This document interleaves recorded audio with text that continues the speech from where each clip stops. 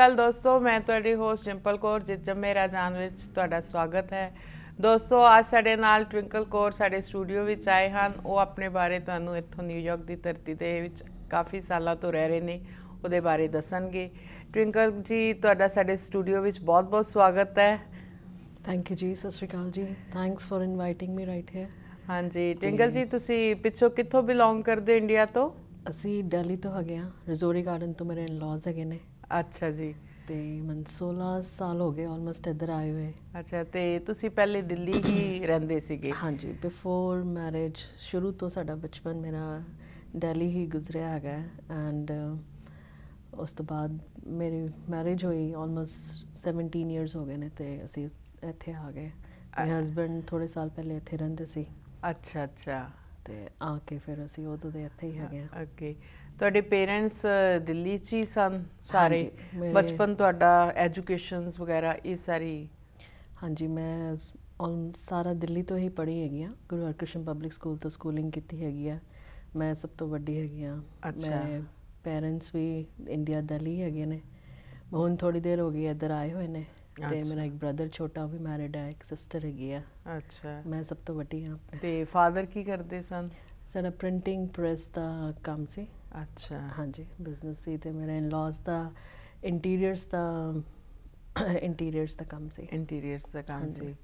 ਤੇ ਵਿਆਹ ਵੀ ਤੁਹਾਡਾ ਦਿੱਲੀ 'ਚ ਹੀ ਹੋਇਆ? ਬਿਲਕੁਲ ਜੀ, ਸਾਡਾ ਵਿਆਹ ਵੀ ਦਿੱਲੀ 'ਚ ਹੋਇਆ ਹੈਗਾ। ਲਵ ਮੈਰਿਜ ਹੋਈ, ਅਰੇਂਜ ਮੈਰਿਜ ਹੋਈ? ਹੋਈ ਤੇ ਅਰੇਂਜ ਹੀ ਹੈ, ਬਟ ਹੁਣ ਲੱਗਦਾ ਕਿ ਲਵ ਹੈਗੇ। ਲਵ ਹੋ ਗਿਆ ਆਫਟਰ ਮੈਰਿਜ, ਹੈ ਨਾ? ਅੱਛਾ, ਤੇ ਤੁਸੀਂ ਆਪਣਾ ਐਜੂਕੇਸ਼ਨ ਕੀ ਕੀਤੀ ਉੱਥੇ ਕੰਪਲੀਟ? ਮੈਂ ਸਕੂਲਿੰਗ ਕੀਤੀ ਹੈਗੀ ਆ ਗੁਰੂ ਹਰਕ੍ਰਿਸ਼ਨ ਪਬਲਿਕ ਸਕੂਲ, ਤੇ ਗ੍ਰੈਜੂਏਸ਼ਨ ਪੂਰੀ ਨਹੀਂ ਕਰ ਪਾਈ ਬਿਕੋਜ਼ ਮੈਰਿਜ ਹੋ ਗਈ ਸੀ। ਅੱਛਾ, ਮੈਰਿਜ ਹੋ ਗਈ ਪਹਿਲਾਂ। ਤੇ ਮੈਂ ਫਸਟ ਈਅਰ ਕੀਤਾ ਸੀ ਬੀਕਾਮ ਦਾ। ਅੱਛਾ ਅੱਛਾ। ਹਾਂਜੀ, ਤੇ ਉਸ ਤੋਂ ਬਾਅਦ ਇੱਧਰ ਆਏ ਆ ਤੇ ਇੱਥੇ ਤੁਹਾਨੂੰ ਪਤਾ ਹੀ ਹੈ ਫਿਰ। ਹਾਂ, ਇੱਥੇ ਦੀ ਤਾਂ ਲਾਈਫ। ਹਾਂਜੀ, ਸ਼ੁਕਰ ਹੈ ਵਾਹਿਗੁਰੂ ਦਾ। ਹਾਂਜੀ, ਤੇ ਤੁਹਾਡੇ ਹਸਬੈਂਡ ਪਹਿਲਾਂ ਹੀ ਇੱਥੇ ਸਨ? ਹਾਂਜੀ, ਮੇਰੇ husband actually in and out like ਆਉਂਦੇ ਜਾਂਦੇ ਰਹਿੰਦੇ ਸੀ। ਫਿਰ ਜਦ ਮੈਂ ਆਈ ਇੱਥੇ ਆਫਟਰ ਮੈਰਿਜ, ਹਾਂਜੀ, ਤੇ ਅਸੀਂ ਫਿਰ ਬਿਜ਼ਨਸ ਸਟਾਰਟ ਕੀਤਾ। ਮਤਲਬ ਤੁਹਾਡਾ ਸਬਬ ਕਿਵੇਂ ਬਣਿਆ ਇੱਥੇ ਆਉਣ ਦਾ? ਤੁਹਾਡਾ ਇੱਥੇ ਹੈਗੇ ਸੀ ਪਹਿਲੇ 4 ਸਾਲ ਪਹਿਲੇ, ਉਹਨਾਂ ਦਾ ਆਪਣਾ ਘਰ ਵੀ ਉਹਨਾਂ ਨੇ ਲਿੱਤਾ ਹੋਇਆ ਸੀ। ਅੱਛਾ, ਮਤਲਬ ਪਹਿਲਾਂ ਤੋਂ ਹੀ ਉਹ ਇੱਥੇ ਸੀ ਤੇ ਇਸ ਕਰਕੇ ਆਫਟਰ ਮੈਰਿਜ ਫਿਰ ਤੁਹਾਡਾ ਪਲਾਨ ਬਣਿਆ ਇੱਥੇ ਆਉਣ ਦਾ? ਹਾਂਜੀ, ਐਜ਼ ਸੱਚ ਕੁਝ ਪਲਾਨ ਨਹੀਂ ਸੀ। ਅਸੀਂ ਆਏ ਤੇ ਮਨ ਕਹਿੰਦੇ ਸੀ ਤੈਨੂੰ ਮੈਂ ਦਿਖਾਇਆ ਨਹੀਂ ਹੈਗਾ ਅਮਰੀਕਾ, ਤੇ ਚਲੋ ਤੈਨੂੰ ਘੁਮਾਉਣ ਫਿਰਾਉਣ। ਬਟ ਜਿਸ ਤਰ੍ਹਾਂ ਅਸੀਂ ਆਏ ਫਿਰ ਬੱਚੇ ਹੋ ਗਏ। ਅੱਛਾ, ਬੱਚੇ ਇੱਥੇ ਹੀ ਸਾਰੇ ਪੈਦਾ ਹੋਏ ਨੇ? ਹਾਂਜੀ, 3 ਬੱਚੇ ਨੇ, 2 ਬੇਟੇ 1 ਬੇਟੀ ਹੈ। ਅੱਛਾ, ਵੱਡਾ ਬੇਟਾ ਮੇਰਾ 16 ਸਾਲ ਦਾ ਹੈ, ਸਾਹਿਬ ਸਿੰਘ। ਛੋਟਾ ਬੇਟਾ 14 ਸਾਲ ਦਾ ਹੈ, ਫਤਿਹ ਸਿੰਘ। ਤੇ ਬਾਨੀ ਮੇਰੀ ਬੇਟੀ ਹੈ, 11 ਸਾਲ ਦੀ। ਬਹੁਤ ਸੋਹਣੇ ਨਾਮ ਰੱਖੇ ਤੁਸੀਂ ਬੱਚਿਆਂ ਦੇ, ਬਹੁਤ ਹੀ ਅੱਛੇ ਨਾਮ ਨੇ। ਤੇ ਬੱਚੇ ਸਾਰੇ ਆਪਣਾ ਮਤਲਬ ਕਿ ਆਪਣਾ ਗੁਰਸਿੱਖ ਫੈਮਿਲੀ? ਬਿਲਕੁਲ, ਅਸੀਂ ਪੂਰਨ ਗੁਰਸਿੱਖ ਹੈਗੇ ਨੇ। ਐਂਡ ਬੜਾ ਸ਼ੁਕਰ ਹੈਗਾ ਵਾਹਿਗੁਰੂ ਜੀ ਦਾ ਕਿ ਬੱਚੇ ਬਹੁਤ ਹੀ, ਮੇਰੇ ਕਹਿਣਾ ਨਹੀਂ ਚਾਹੀਦਾ ਬਟ ਵਾਹਿਗੁਰੂ ਜੀ ਦਾ ਬਹੁਤ ਸ਼ੁਕਰ ਹੈ ਕਿ ਇੰਟੈਲੀਜੈਂਟ ਨੇ ਬੜੇ। ਦੇ ਆਰ ਵੈਰੀ ਸਮਾਰਟ। ਮੇਰਾ ਬੇਟਾ ਲਾਸਟ ਈਅਰ ਵਾਲੇ ਵੈਲੇਡਿਕਟੋਰੀਅਨ ਬਣਿਆ। ਅੱਛਾ, ਸਪੈਸ਼ਲਾਈਜ਼ ਹਾਈ ਸਕੂਲ ਜਾਂਦਾ ਹੈ। ਓ ਗੁੱਡ। ਤੇ ਛੋਟਾ ਬੇਟਾ ਮੇਰਾ ਪੂਰੇ ਸਕੂਲ 'ਚ ਫਸਟ ਆ ਰਿਹਾ ਹੈਗਾ। ਬਾਨੀ ਵੀ ਮੇਰੇ ਗੁਰਸਿੱਖੀ ਨਾਲ ਪੂਰੇ ਜੁੜੇ ਹੋਏ ਨੇ, ਪਾਠ ਕਰਦੇ ਨੇ, ਪੰਜਾਬੀ ਸਿੱਖ ਰਹੇ ਨੇ।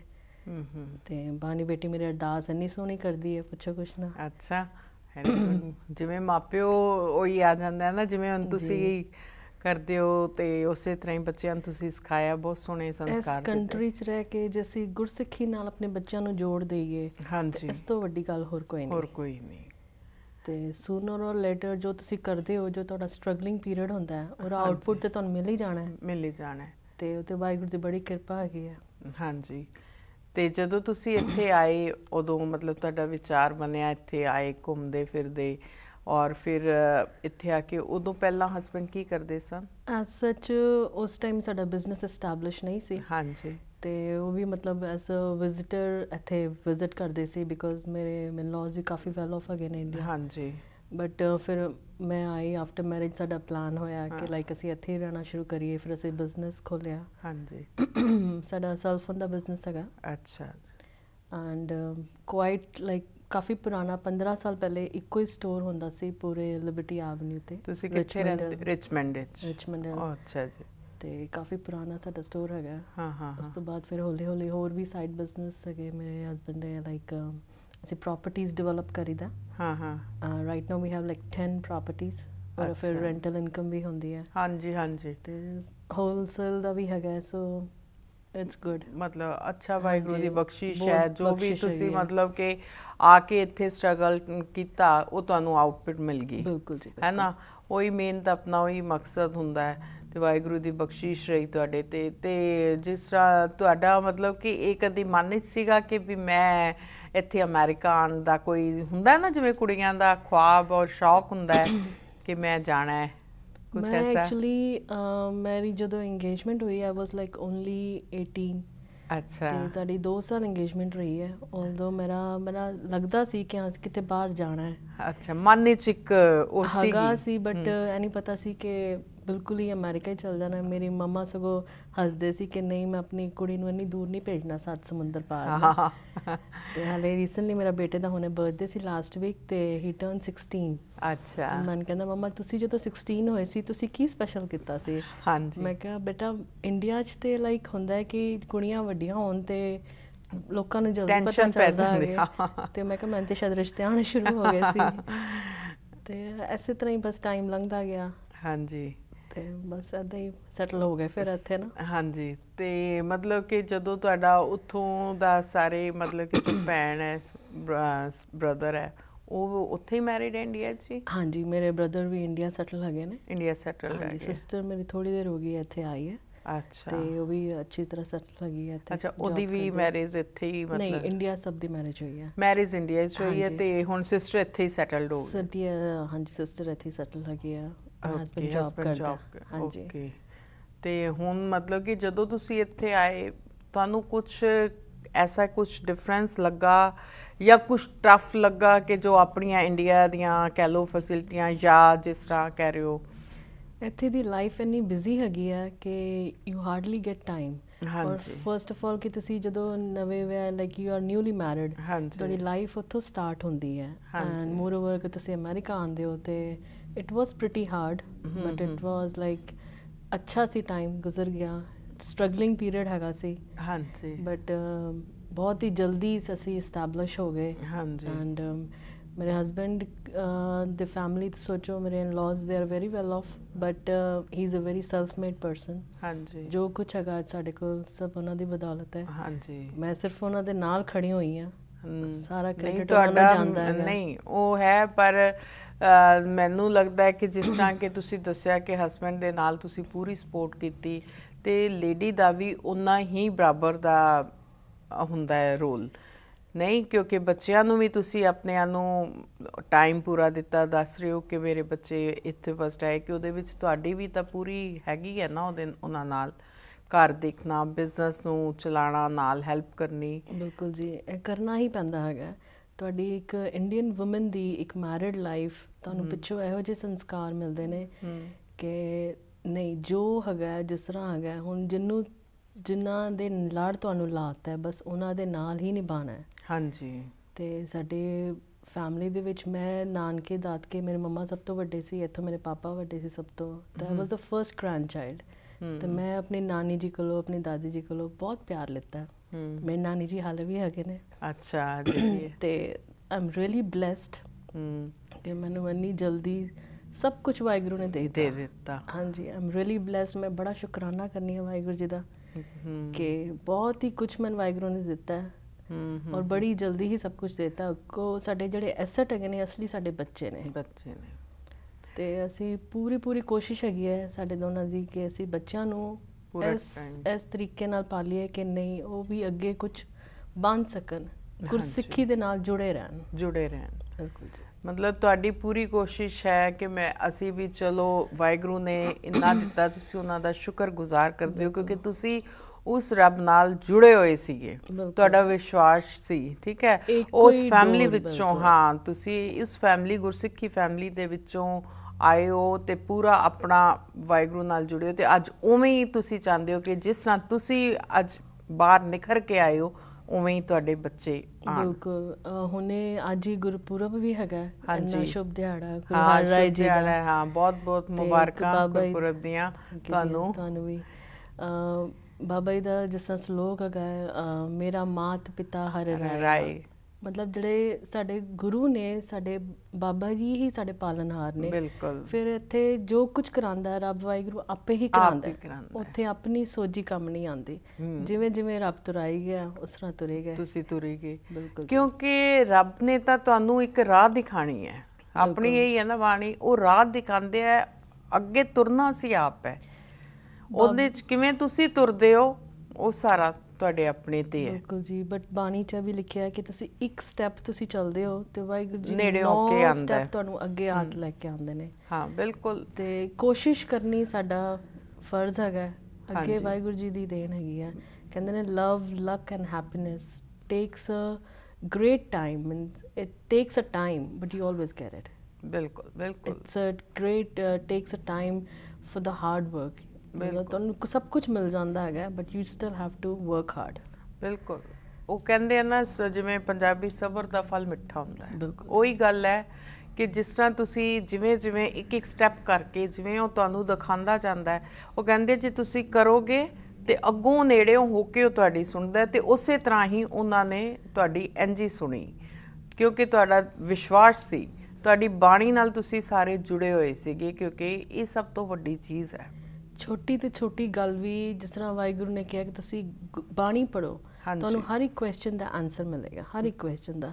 ਕਈ ਵਾਰੀ ਲਾਈਫ ਵਿੱਚ ਇਹੋ ਜਿਹੀ ਸਟੇਜਸ ਹੁੰਦੀਆਂ ਨੇ, ਤੁਹਾਨੂੰ ਲੱਗਦਾ ਕਿ ਇੰਨੀ ਕਨਫਿਊਜ਼ਨ ਹੈਗੀ ਹੈ, ਇੰਨੀ ਕੰਪਲਿਕੇਸ਼ਨਸ ਹੈਗੀਆਂ, ਬਟ ਇੱਕ ਵਾਰੀ ਤੁਸੀਂ ਚੰਗੀ ਤਰ੍ਹਾਂ ਅਰਦਾਸ ਕਰੋ ਵਾਹਿਗੁਰੂ ਅੱਗੇ, ਹਰ ਇੱਕ ਗੱਲ ਦਾ ਤੁਹਾਨੂੰ, ਹਰ ਇੱਕ ਗੱਲ ਦਾ ਕੁਐਸਚਨ ਦਾ ਤੁਹਾਨੂੰ ਆਨਸਰ ਮਿਲ ਜਾਏਗਾ। ਛੋਟੀ ਛੋਟੀ ਗੱਲ ਵੀ ਤੁਹਾਨੂੰ ਮਤਲਬ ਬਾਣੀ ਦੇ ਅੰਦਰ ਇੰਨੀ ਅੱਛੀ ਤਰ੍ਹਾਂ ਤੁਹਾਡੇ ਦਿਮਾਗ ਵਿੱਚ ਪੈ ਜਾਂਦੀ ਹੈ ਕਿ ਤੁਸੀਂ ਸੋਚ ਹੀ ਨਹੀਂ ਸਕਦੇ ਕਿ ਕੋਈ ਹੋਰ ਕਿਤੇ ਹੋਰ ਜਾ ਕੇ ਤੁਸੀਂ ਜਾ ਕੇ ਮੱਥਾ ਟੇਕਣਾ ਨਹੀਂ। ਸਭ ਤੋਂ ਵੱਡਾ ਸਤਿਗੁਰੂ ਨਾਨਕ, ਬਸ ਕਿਉਂਕਿ ਸਾਨੂੰ ਗੁਰੂ ਗ੍ਰੰਥ ਸਾਹਿਬ ਜੀ ਨਾਲ ਹੀ ਜੁੜਿਆ ਗਿਆ, ਸਾਡਾ ਸਭ ਕੁਝ ਹੋਈ ਹੈ। ਔਰ ਮੇਰੇ ਖਿਆਲ ਤੁਸੀਂ ਬਾਣੀ ਪੜ੍ਹਦੇ ਹੋ ਸੁਖਮਨੀ ਸਾਹਿਬ ਦੀ ਇੱਕ ਇੱਕ ਤੁਕ ਦੇ ਵਿੱਚ ਸਾਰਾ ਤੁਹਾਨੂੰ ਬਰਾਬਰ ਅਰਥ ਮਿਲਦਾ ਹੈ, ਔਰ ਉਹ ਸਭ ਕੁਝ ਜੋ ਤੁਹਾਨੂੰ ਮਤਲਬ ਕਿ ਤੁਹਾਡੇ ਦਿਮਾਗ 'ਚ ਚੱਲ ਰਿਹਾ ਹੁੰਦਾ ਉਹਦੇ ਤੁਸੀਂ ਪੜ੍ਹੇ ਹੋਣਗੇ, ਬੜੀ ਸੋਹਣੀ ਤਰ੍ਹਾਂ ਉਹ ਬਾਣੀ ਦਾ ਅਰਥ ਦੱਸਿਆ ਹੋਇਆ। ਸੁਖਮਨੀ ਸੁਖ ਅੰਮ੍ਰਿਤ ਪ੍ਰਭ ਨਾਮ ਭਗਤ ਜਨਾ ਕੇ ਮਨ ਬਿਸਰਾਮ।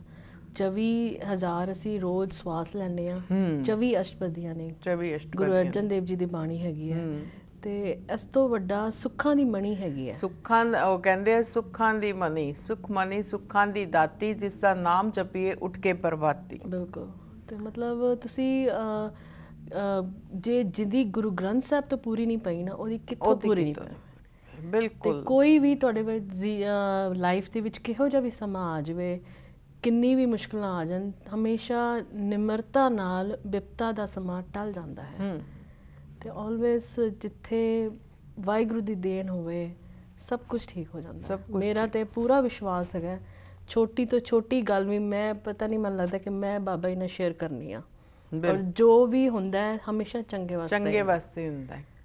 ਇਹ ਤਾਂ ਖੈਰ ਉਹੀ ਗੱਲ ਹੈ ਨਾ ਕਿ ਤੁਹਾਡੀ ਆਪਣੀ ਜਿਵੇਂ ਬੰਦੇ ਦੀ ਸੋਚ, ਐਕਚੁਅਲ 'ਚ ਸੱਚਾਈ ਇਹੀ ਹੈ, ਜੋ ਹੁੰਦਾ ਹੈ ਉਹ ਚੰਗੇ ਵਾਸਤੇ ਹੁੰਦਾ, ਪਰ ਅਸੀਂ ਕਈ ਵਾਰੀ ਸੋਚਦੇ ਹਾਂ ਉਹ ਹੋ ਸਾਡੇ ਨਾਲ ਕੀ ਹੋ ਗਿਆ, ਪਰ ਅਗਰ ਥੋੜਾ ਟਾਈਮ ਪੈਂਦਾ ਤੁਸੀਂ ਉਹ ਦੇਖਦੇ ਹੋ ਤੇ ਸਾਡੇ ਮੂੰਹ ਚੋਂ ਹੀ ਨਿਕਲਦਾ ਹੈ ਜੋ ਕੀਤਾ ਬਾਬਾ ਜੀ ਨੇ ਚੰਗਾ ਹੀ ਕੀਤਾ, ਕਿਉਂਕਿ ਹਿਊਮਨ ਨੇਚਰ ਹੈਗਾ। ਹਾਂ, ਅਸੀਂ ਇਨਸਾਨ ਆ ਨਾ, ਹਾਈਪਰ ਹੋ ਜਾਂਦੇ ਆ, ਨਾਲੇ ਫਿਰ ਜੋ ਗਲਤੀਆਂ ਇਨਸਾਨ ਹੀ ਕਰਦਾ। ਹਾਂ ਬਿਲਕੁਲ, ਪਰਫੈਕਟ ਤੇ ਸਿਰਫ ਵਾਹਿਗੁਰੂ ਜੀ ਹੈਗੇ ਨੇ। ਹਾਂ, ਕੋਈ ਵੀ ਪਰਫੈਕਟ ਨਹੀਂ ਹੈਗਾ।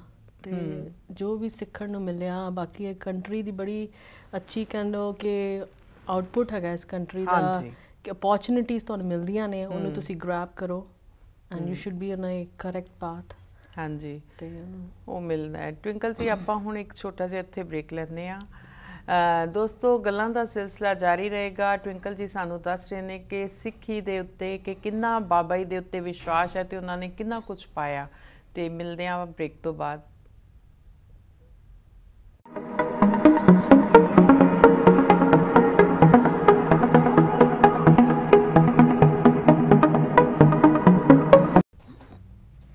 ਵੈਲਕਮ ਦੋਸਤੋ, ਜਿਸ ਜਮੇ ਰਾਜਾਨ ਵਿੱਚ ਇੱਕ ਵਾਰੀ ਤੁਹਾਡਾ ਫਿਰ ਸਵਾਗਤ ਹੈ। ਸਾਨੂੰ ਟਵਿੰਕਲ ਜੀ ਦੱਸ ਰਹੇ ਸਨ ਕਿ ਸਿੱਖੀ ਦੇ ਨਾਲ ਉਹਨਾਂ ਦਾ ਕਿੰਨਾ ਵਿਸ਼ਵਾਸ, ਉਹਨਾਂ ਨੇ ਕਿਸ ਤਰ੍ਹਾਂ ਆਪਣੇ ਬੱਚਿਆਂ ਨੂੰ ਜੋੜਿਆ ਹੋਇਆ ਹੈ ਤੇ ਉਹ ਕਿਸ ਤਰ੍ਹਾਂ ਅੱਗੋਂ ਦੱਸ ਰਹੇ ਨੇ। ਹਾਂਜੀ ਟਵਿੰਕਲ ਜੀ, ਤੁਸੀਂ ਦੱਸ ਰਹੇ ਸੀ ਤੁਹਾਡਾ ਕਾਫੀ ਵਿਸ਼ਵਾਸ ਹੈ ਬਾਬਾ ਜੀ ਤੇ। ਬਿਲਕੁਲ ਜੀ, ਮੈਂ ਕਹਿੰਦੀ ਹਾਂ ਕਿ ਹਰ ਇੱਕ ਇਨਸਾਨ ਨੂੰ ਇੱਕ ਤੇ ਸਭ ਤੋਂ ਵੱਡੇ ਭਾਗ ਗੁਰਸਿੱਖਾਂ ਦੇ। ਹਾਂਜੀ, ਬੜਾ ਹੀ ਸ਼ੁਕਰ ਹੈ ਵਾਹਿਗੁਰੂ ਦਾ ਕਿ ਸਾਨੂੰ ਇਹੋ ਜਿਹਾ ਰਿਚ ਕਲਚਰ ਮਿਲਿਆ ਹੈਗਾ, ਤੇ ਉਹਨੂੰ ਹਮੇਸ਼ਾ ਬਾਣੀ ਵਿੱਚ ਹੀ ਵਿਸ਼ਵਾਸ ਰੱਖਣਾ ਚਾਹੀਦਾ ਹੈਗਾ।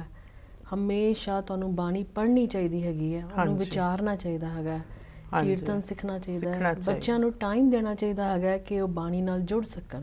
ਹਾਂਜੀ, ਤੁਸੀਂ ਉਹਨਾਂ ਨੂੰ ਨਾਲ ਜਿਵੇਂ ਕਹਿ ਰਹੇ ਹੋ ਕਿ ਬੱਚਿਆਂ ਨੂੰ ਨਾਲ ਪਾਠ ਕਰਦੇ ਨੇ ਬੱਚੇ ਤੁਹਾਡੇ, ਜਿਸ ਤਰ੍ਹਾਂ ਤੁਸੀਂ ਕਰਦੇ ਹੋ ਉਵੇਂ ਬੱਚੇ ਵੀ ਅਸੀਂ ਸਿਖਾਵਾਂਗੇ। ਮਾਂ ਮਤਲਬ ਮਾਂ ਦਾ ਰੋਲ ਦੱਸ ਰਹੇ ਹੋ ਕਿ ਮਾਂ ਜਿੱਦਾਂ ਸਿਖਾਉਂਦੀ ਹੈ ਬੱਚੇ ਨੂੰ, ਜੋ ਉਹਨੇ ਆਪ ਸਿੱਖਿਆ ਹੁੰਦਾ ਹੈ ਉਹੀ ਅੱਗੋਂ ਆ ਕੇ ਉਹ ਆਪਣੇ ਬੱਚੇ ਨੂੰ ਫਿਰ ਚਾਹੁੰਦੀ ਹੈ, ਉਹਦਾ ਰੂਪ ਦੇਖਦੀ ਹੈ ਕਿ ਆਪਣਾ ਬਚਪਨ ਉਹਨਾਂ ਵਿੱਚ ਆਪਾਂ ਦੇਖਦੇ ਹਾਂ। ਅੱਜ ਕੱਲ੍ਹ ਇੱਥੇ ਲਾਈਫ ਇੰਨੀ ਬਿਜ਼ੀ ਹੈ, ਬੱਚੇ ਇੰਨੇ ਬਿਜ਼ੀ ਰਹਿੰਦੇ ਨੇ ਕਿ ਉਹਨਾਂ ਨੂੰ ਹਾਰਡਲੀ ਟਾਈਮ ਮਿਲਦਾ ਹੈਗਾ, ਬਟ ਫਿਰ ਵੀ ਤੁਹਾਡੀ ਪੂਰੀ ਕੋਸ਼ਿਸ਼ ਹੁੰਦੀ ਹੈਗੀ ਹੈ ਕਿ ਥੋੜ੍ਹਾ ਜਿਹਾ ਟਾਈਮ ਉਹਨਾਂ ਨੂੰ ਕਹੋ, ਉਹਨਾਂ ਨੂੰ ਔਰਗਨਾਈਜ਼ ਤਰੀਕੇ ਨਾਲ ਕਹੋ ਕਿ ਨਹੀਂ ਥੋੜ੍ਹਾ ਜਿਹਾ ਟਾਈਮ ਕੱਢੋ, ਬੱਚਿਆਂ ਨਾਲ ਲੈ ਕੇ ਬੈਠੋ, ਉਹਨਾਂ ਨਾਲ ਗੱਲਬਾਤ, ਸਾਖੀਆਂ ਸਾਂਝੀਆਂ ਕਰੋ। ਹਾਂ, ਜੋ ਸਾਨੂੰ ਅਸੀਂ ਵੀ ਬਚਪਨ 'ਚ ਸੁਣੀਆਂ ਨੇ ਸਾਖੀਆਂ, ਤੇ ਉਹ ਅਸੀਂ ਅੱਜ ਵੀ ਆਪਣੇ ਬੱਚਿਆਂ ਨੂੰ, ਕਿਉਂਕਿ ਦੇਖੋ ਟਾਈਮ ਟਵਿੰਕਲ ਜੀ ਗੱਲ ਉਹ ਹੈ ਕਿ ਜੇ ਬਾਕੀ ਚੀਜ਼ਾਂ ਜ਼ਰੂਰੀ ਹੈ ਤੇ ਮੇਰੇ ਖਿਆਲ ਇਹ ਸਭ ਤੋਂ ਹੀ ਜ਼ਰੂਰੀ ਹੈ। ਆਪਣੀ ਲਾਈਫ ਦਾ ਇਹ ਮੇਨ ਹਿੱਸਾ ਤਾਂ ਇਹੀ ਹੈ ਜਿਸ ਨੂੰ ਅਸੀਂ ਥੋੜ੍ਹੇ ਕਹਿੰਦੇ ਨਾ ਸਵਾਸਾਂ ਦੀ ਪੂੰਜੀ ਇੱਧਰ ਦੇਈਏ। ਤੇ ਜਿਵੇਂ ਤੁਸੀਂ ਦੱਸ ਰਹੇ ਹੋ ਕਿ ਤੁਸੀਂ ਬੱਚਿਆਂ ਨੂੰ ਇਹ ਸਭ ਕੁਛ ਕਰਦੇ ਹੋ, ਤੁਹਾਡੀ ਕੋਸ਼ਿਸ਼ ਹੈ ਕਿ ਉਹ ਵੱਧ ਤੋਂ ਵੱਧ ਸਿੱਖੀ ਨਾਲ ਜੁੜਨ, ਹੈ ਨਾ। ਤੇ ਮੈਨੂੰ ਤਾਂ ਇਹ ਬਹੁਤ ਹੀ ਅੱਛਾ ਲੱਗ ਰਿਹਾ ਕਿ ਵੀ ਜਿਵੇਂ ਤੁਹਾਡਾ ਪੂਰੇ ਵਿਚਾਰ ਹੈਗੇ ਨੇ ਕਿ ਸਿੱਖ ਨਾਲ ਆਪਣਾ ਜੋੜਨਾ, ਆਪਣੇ ਧਰਮ ਨਾਲ, ਉਹਦੇ ਬਾਰੇ ਸਾਰੀ ਡਿਟੇਲ ਸਾਖੀਆਂ ਰਾਹੀਂ, ਬਾਣੀ ਰਾਹੀਂ, ਗੁਰਦੁਆਰੇ ਲੈ ਕੇ ਬੱਚਿਆਂ ਨੂੰ ਜਾਣਾ, ਆਪਣਾ ਪੂਰਾ ਕਲਚਰ ਦੱਸਣਾ ਕਿ ਸਾਡਾ ਇਹ ਕਲਚਰ ਹੈ। ਜਿਵੇਂ ਇੱਕ ਮਾਂ ਦੱਸੇਗੀ ਤੇ ਆਪਣੇ ਬੱਚੇ ਨੂੰ ਪਤਾ ਚੱਲੇਗਾ, ਤੇ ਤੁਸੀਂ ਵੱਧ ਤੋਂ ਵੱਧ ਉਹਨਾਂ ਨੂੰ ਟਾਈਮ ਸਪੈਂਡ ਕਰ ਰਹੇ ਹੋ ਉਹਨਾਂ ਨਾਲ। ਜੇ ਅੱਜ ਅਸੀਂ ਟਾਈਮ ਨਹੀਂ ਦਾਂਗੇ ਤੇ ਕੱਲ ਨੂੰ ਸਾਡੇ ਬੱਚੇ ਵੀ ਸਾਨੂੰ ਟਾਈਮ ਨਹੀਂ ਦੇਣਗੇ। ਹਾਂਜੀ, ਔਰ ਜੇ ਅਸੀਂ ਬੱਚਿਆਂ ਨੂੰ ਅਵੇਅਰ ਹੀ ਨਹੀਂ ਕਰਾਂਗੇ ਕਿ ਤੁਹਾਡਾ ਕਲਚਰ ਕਿੰਨਾ ਰਿਚ ਹੈਗਾ, ਤੇ ਫਿਰ ਉਹ ਤੁਹਾਡੀ ਆਪਣੀ ਗਲਤੀ ਹੈਗੀ ਹੈ। ਕੱਲ ਨੂੰ ਜੇ ਬੱਚੇ ਕੋਈ ਗਲਤ ਸਟੈਪ ਲੈਂਦੇ ਨੇ ਤੇ ਇਟਸ ਯੋਰ ਫਾਲਟ। ਬਿਲਕੁਲ। ਫਿਰ ਅੱਜ ਦੇ ਜ਼ਮਾਨੇ 'ਚ ਸਭ ਤੋਂ ਵੱਡੀ ਗੱਲ ਹੈਗੀ ਕਿ ਮਾਵਾਂ ਨੂੰ ਐਜੂਕੇਟ ਹੋਣਾ ਪਏਗਾ, ਉਹਨਾਂ ਨੂੰ ਖੁਦ ਚਾਹੀਦਾ ਹੈ ਕਿ ਉਹ ਆਪ ਸਿੱਖੀ ਨਾਲ ਜੁੜੀ ਰਹਿਣ। ਹਾਂਜੀ, ਜੇ ਤੁਸੀਂ ਆਪ ਹੀ ਸਿੱਖੀ ਨਾਲ ਜੁੜੇ ਰਹੋਗੇ ਤੇ ਮੈਂ ਕਹਿੰਦੀ ਹਾਂ ਹਰ ਇੱਕ ਘਰ ਦੇ ਵਿੱਚ ਸਹਿਜ ਪਾਠ ਹੋਏਗਾ, ਹਰ ਇੱਕ ਘਰ ਦੇ ਵਿੱਚ ਬਾਣੀ ਚੱਲੇਗੀ, ਬਾਣੀ ਦਾ ਚੱਲੇਗਾ, ਕਾਫੀ ਕੁਛ ਹੈਗਾ ਸਿੱਖਣ ਯੋਗ। ਤੇ ਤੁਸੀਂ ਕਰ ਸਕਦੇ ਹੋ। ਇੱਕ ਮੈਨੂੰ ਛੋਟੀ ਜਿਹੀ ਗੱਲ ਯਾਦ ਆਈ ਹੈ, ਗੁਰੂ ਹਰ ਰਾਏ ਜੀ ਦੀ ਹੈਗੀ ਹੈ। ਕਿਸੇ ਗੁਰਸਿੱਖ ਨੇ ਪੁੱਛਿਆ ਬਾਬਾ ਜੀ ਨੂੰ ਕਿ ਬਾਣੀ ਪੜ੍ਹਨ ਦਾ ਬਾਬਾ ਜੀ ਕੀ ਇੰਨਾ ਲਾਭ ਹੈ, ਤੁਸੀਂ ਪਾਠ ਕਰੀ ਜਾਂਦੇ ਹੋ ਬਟ ਤੁਹਾਨੂੰ ਜੇ ਨਾ ਸਮਝ ਆਵੇ ਉਹਦਾ ਕੀ ਫਾਇਦਾ ਹੈਗਾ। ਉਸ ਟਾਈਮ ਬਾਬਾ ਜੀ ਨੇ ਉਹਨਾਂ ਨੂੰ ਆਨਸਰ ਨਹੀਂ ਕੀਤਾ, ਬਟ ਅਗਲੇ ਦਿਨ ਜਿਸ ਤਰ੍ਹਾਂ ਉਹ ਜਾ ਰਹੇ ਸੀ ਇਕੱਠੇ ਤੇ ਰਸਤੇ 'ਚ ਇੱਕ ਘਿਓ ਦੀ ਠੀਕਰੀ ਨਜ਼ਰ ਆਈ, ਲਾਈਕ ਜਿਸ ਤਰ੍ਹਾਂ ਕਸੋਰਾ ਹੁੰਦਾ ਛੋਟਾ ਜਿਹਾ, ਤੇ ਉਹ ਨਜ਼ਰ ਆਈ ਤੇ ਉਹਨਾਂ ਨੇ ਕਿਹਾ ਮਤਲਬ ਚੁੱਕ ਕੇ ਲਿਆਓ, ਦੱਸੋ ਕੀ ਹੈਗਾ। ਕਹਿੰਦੇ ਘਿਓ ਦੀ ਠੀਕਰੀ ਹੈਗੀ ਹੈ।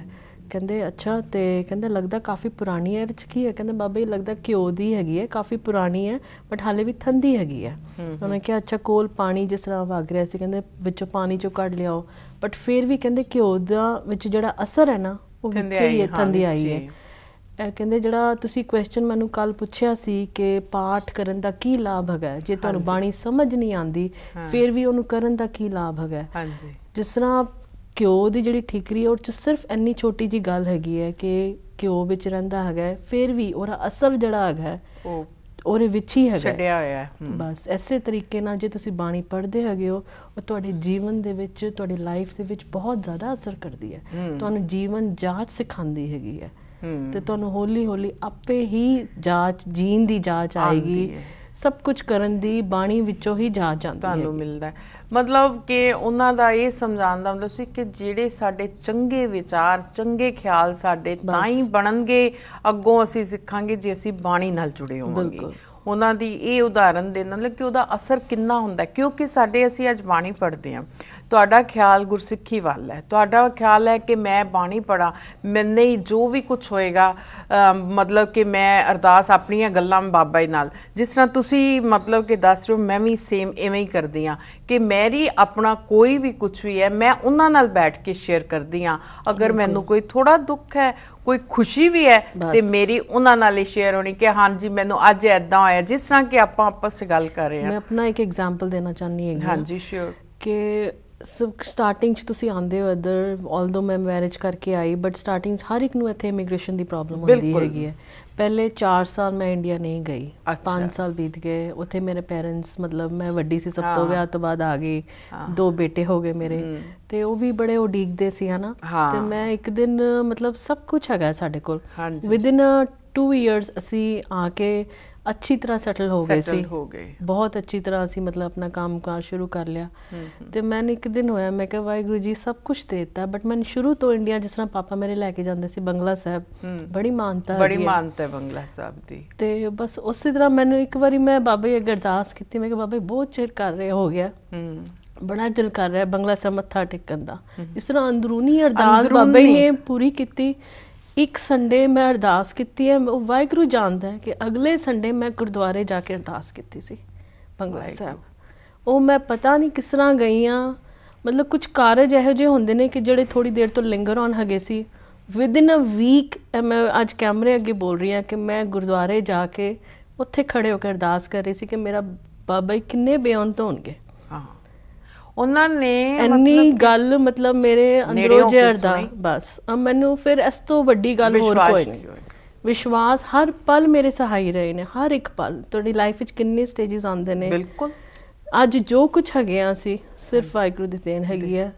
ਬਸ ਮੈਂ ਹੋਰ ਕੁਝ ਨਹੀਂ ਕਰਨਾ ਚਾਹੁੰਦੀ ਕਿ ਇੰਨਾ ਸ਼ੁਕਰ ਹੈ ਵਾਹਿਗੁਰੂ ਦਾ। ਮਤਲਬ ਜਿਵੇਂ ਤੁਸੀਂ ਦੱਸ ਰਹੇ ਹੋ ਕਿ ਇੱਕ ਹਫ਼ਤਾ ਤੁਸੀਂ ਆਪਣੀ ਦਿਲੋਂ ਤੇ ਅਰਦਾਸ ਕੀਤੀ। ਦੇਖੋ ਇਹ ਬੰਦਾ, ਇਹ ਸਭ ਤੋਂ ਵੱਡੀ ਸਾਡੇ ਸਾਰਿਆਂ ਲਈ ਹੈ, ਮੇਰਾ ਲਿਵਿੰਗ ਐਗਜ਼ਾਮਪਲ। ਮਤਲਬ ਮੇਰਾ ਹੈਗਾ ਖੁਦ ਮੈਨੂੰ ਕਿ ਮਤਲਬ ਸਭ ਕੁਝ ਹੈਗਾ ਸੀ, ਕੁਝ ਕਾਰਨ ਕਰਕੇ ਮੈਂ ਜਾ ਨਹੀਂ ਪਾ ਰਹੀ ਸੀ, ਬਟ ਵਿਦਿਨ ਅ ਵੀਕ ਮੈਂ ਐਸੇ ਤਰ੍ਹਾਂ ਬਾਬਾ ਦੇ ਬੰਗਲਾ ਸਾਹਿਬ ਜਾ ਕੇ ਅਰਦਾਸ ਕੀਤੀ ਕਿ ਸੱਚੇ ਪਾਤਸ਼ਾਹ, ਕਿਉਂਕਿ ਤੁਸੀਂ ਵੱਡਾ ਕੋਈ ਨਹੀਂ।